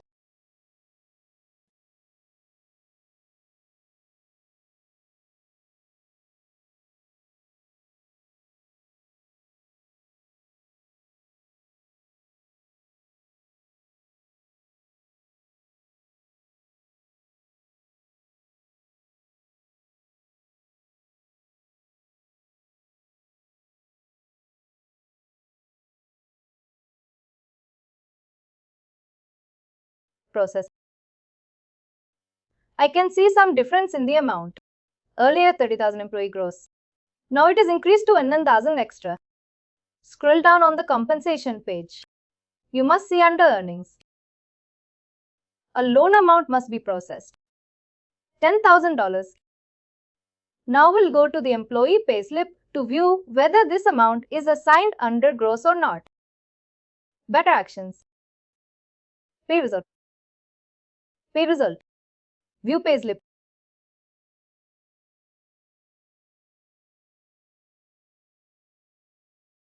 Scroll down.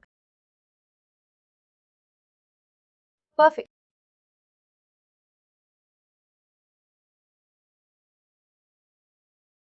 Any questions on how to process a loan payment through payroll input?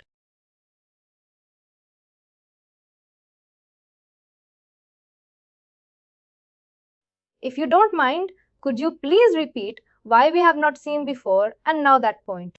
Could be. One reason I'm thinking is security reasons, where we can't access. I'm thinking until we don't know. Second reason might be viewing a past date. It's almost 3-4 years. Could be. That is a reason. But system is identifying and processing. That is one good thing. This is a future date you have. No past date, not future date. 29 we are testing. In our Friday's test case, we have not seen the amount in the payroll results. Now we are able to see what is the option that makes us different. The trend. What we're using is different here. Then what I used is different that time. Now going forward, we're going to use this. It's working as expected, clearly. But let me see this is processed. I would like to see what has been. I think it's something related to security. This is loan payment we tested. We processed 10,000. Let's talk about loan repayment. Employers have a loan of that 10,000. An employee agreed to pay 1,000. $1,000 per pay frequency. It means semi-wanted. $1,000 is going to pay from his paycheck. Basically, whenever the employee avails the loan, there will be a freezing period, which means 1 or 2 months in only to pay repay. The third month or he can repay. But here we are going to, just since we're testing to understand, we are going to process the deduction on the same date. Deduction on the same date. And also I would like to request one thing here.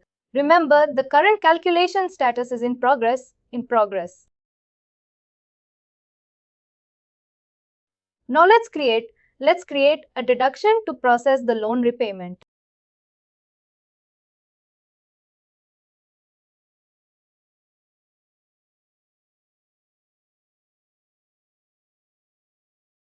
To create a simple basic deduction, a complex one for one day, we will discuss in upcoming sessions. Name MD loan repayment.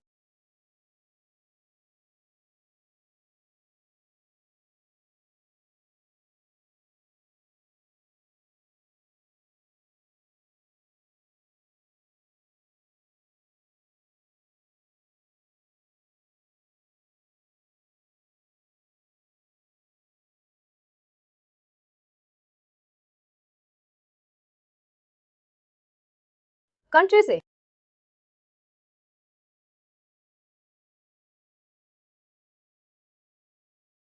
Same one.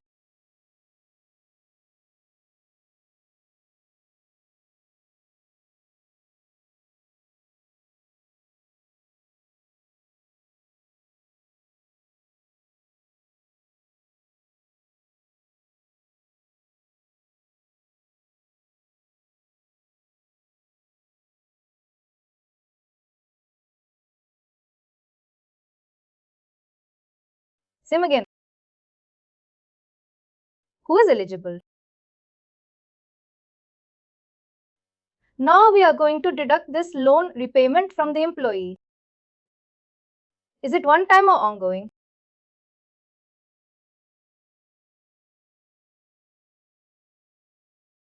Depends on the requirement. Some clients will allow one time and some clients may be ongoing. Definitely.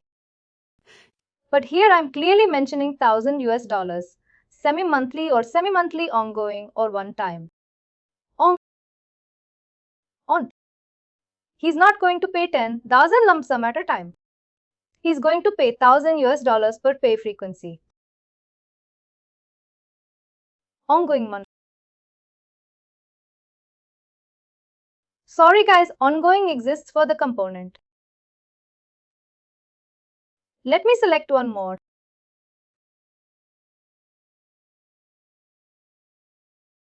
Let's go with one sort of test, as calculation remains same.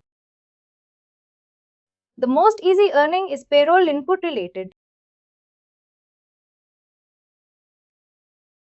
Amount allowed. Basic configuration. Now it's a deduction. Currently we are getting deduction, not gross. I have two options to select here, either pre-tax or post-tax. This deduction is pre-tax or post-tax? Post. Post. It's not a life insurance or healthcare or 41k. It's the post-tax amount, not pre-tax amount. What are the difference between post and pre? We will discuss in a second after testing. Post. Search for.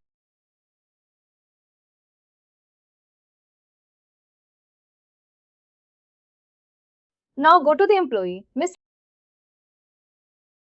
John Chain.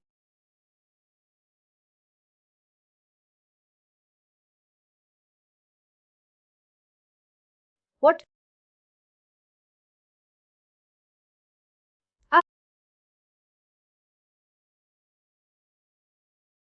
You know.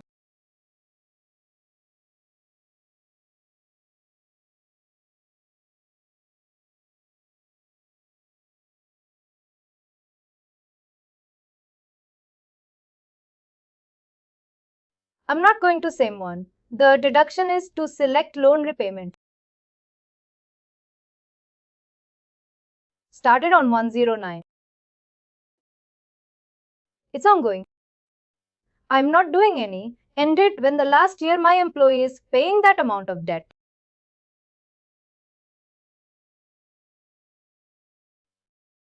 Not adjustment, along with the regular run category. I'm predicting.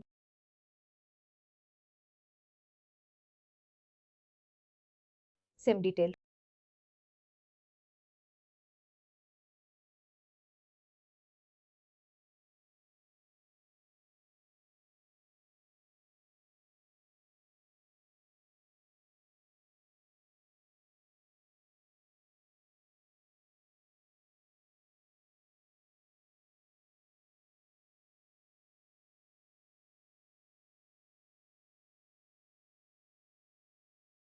How do you?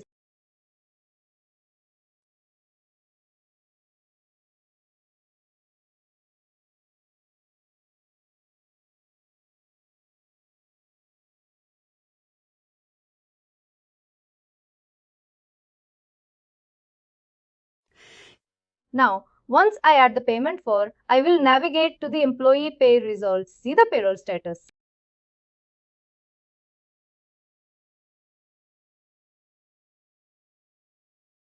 I let it in progress. Now it has changed to request recalculation.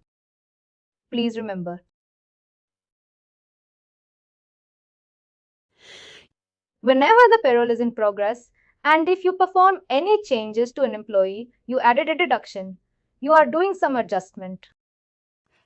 Are you adding some additional amount of workday? Has ability to identify, hey, this employee requires a recalculation because during in progress itself, there are some certain changes has been applied. Let's test it. Go to the pay results. Those reductions. Pay calc recal. If you see the dollars here, 16 to $51, which means the ratios of the fully processed. Let's see.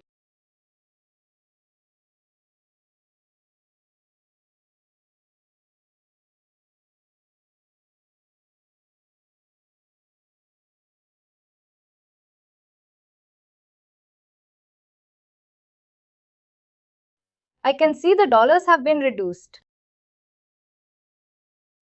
Let's see. Scroll down.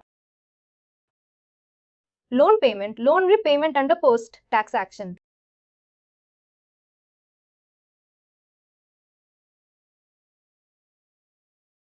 Additional taxes, other taxes.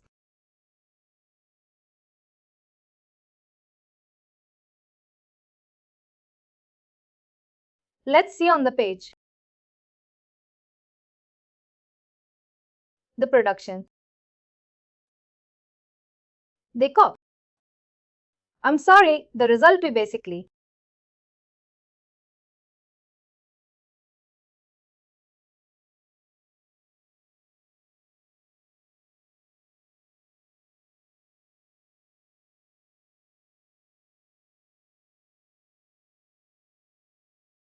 One second, let me come back.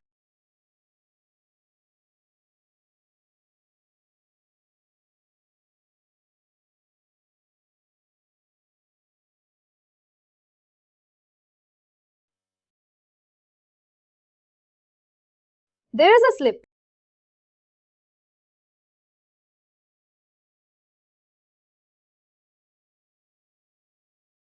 Scroll down to the post-tax section.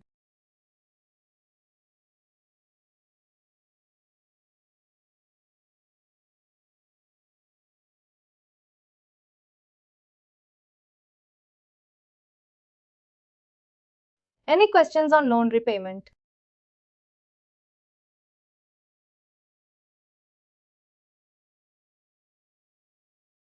One question I have is, on the payslip we are able to see M&D loan repayment.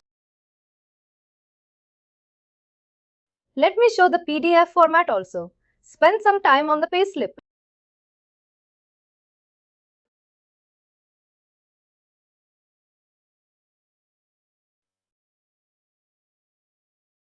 This is how we take the printout looks.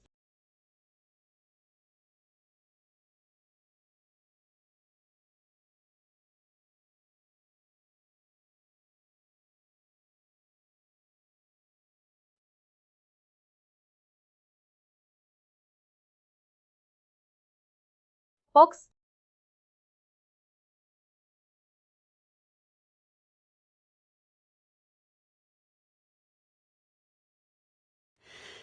my question is how to override the name.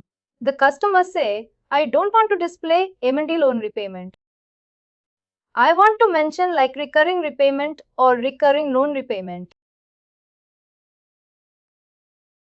Customer has a requirement. They don't want to display M&D loan. You can do that. You can set the memo codes the way the client wants them to read. Now we get to the deduction.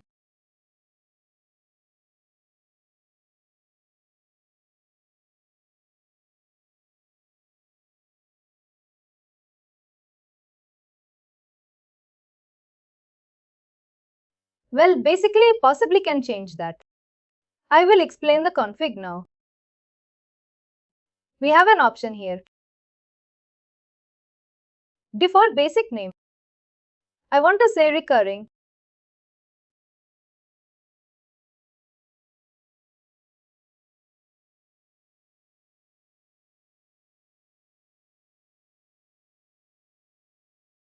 Now to test it, let me read on the payroll for worker.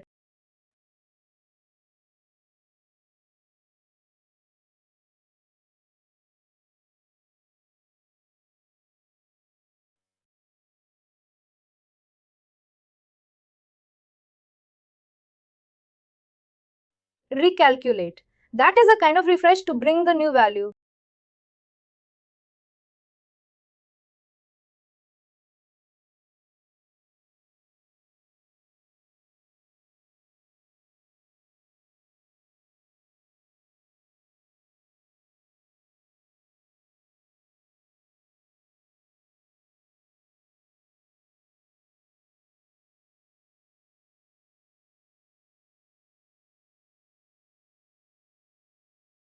Send the base itself.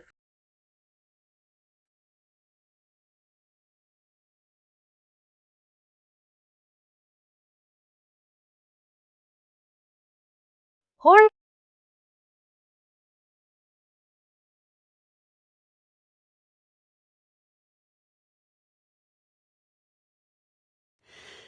If any customer said, I don't want to proceed with the deduction or earning name, can I display something, some different value in the payslip?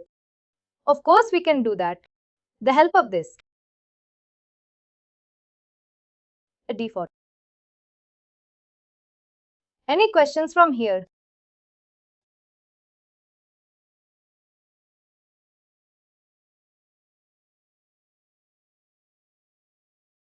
Let me explain the base also. Basically, configuration a separate topic. Any questions?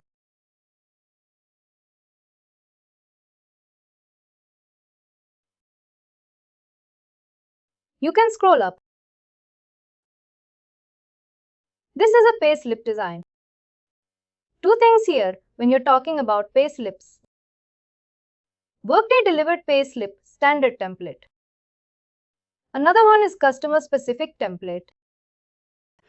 If any customer said, hey, I don't want to proceed with this, payslip name, payslip design, I want something different. I want to display earnings one corner, directions in another corner, paid benefits in another corner, something like that. Remember, this is not how this can be done by the functional guy. We need BIRT tool expert here. We need a bird expert. Yes. Please do like, share and subscribe to our channel.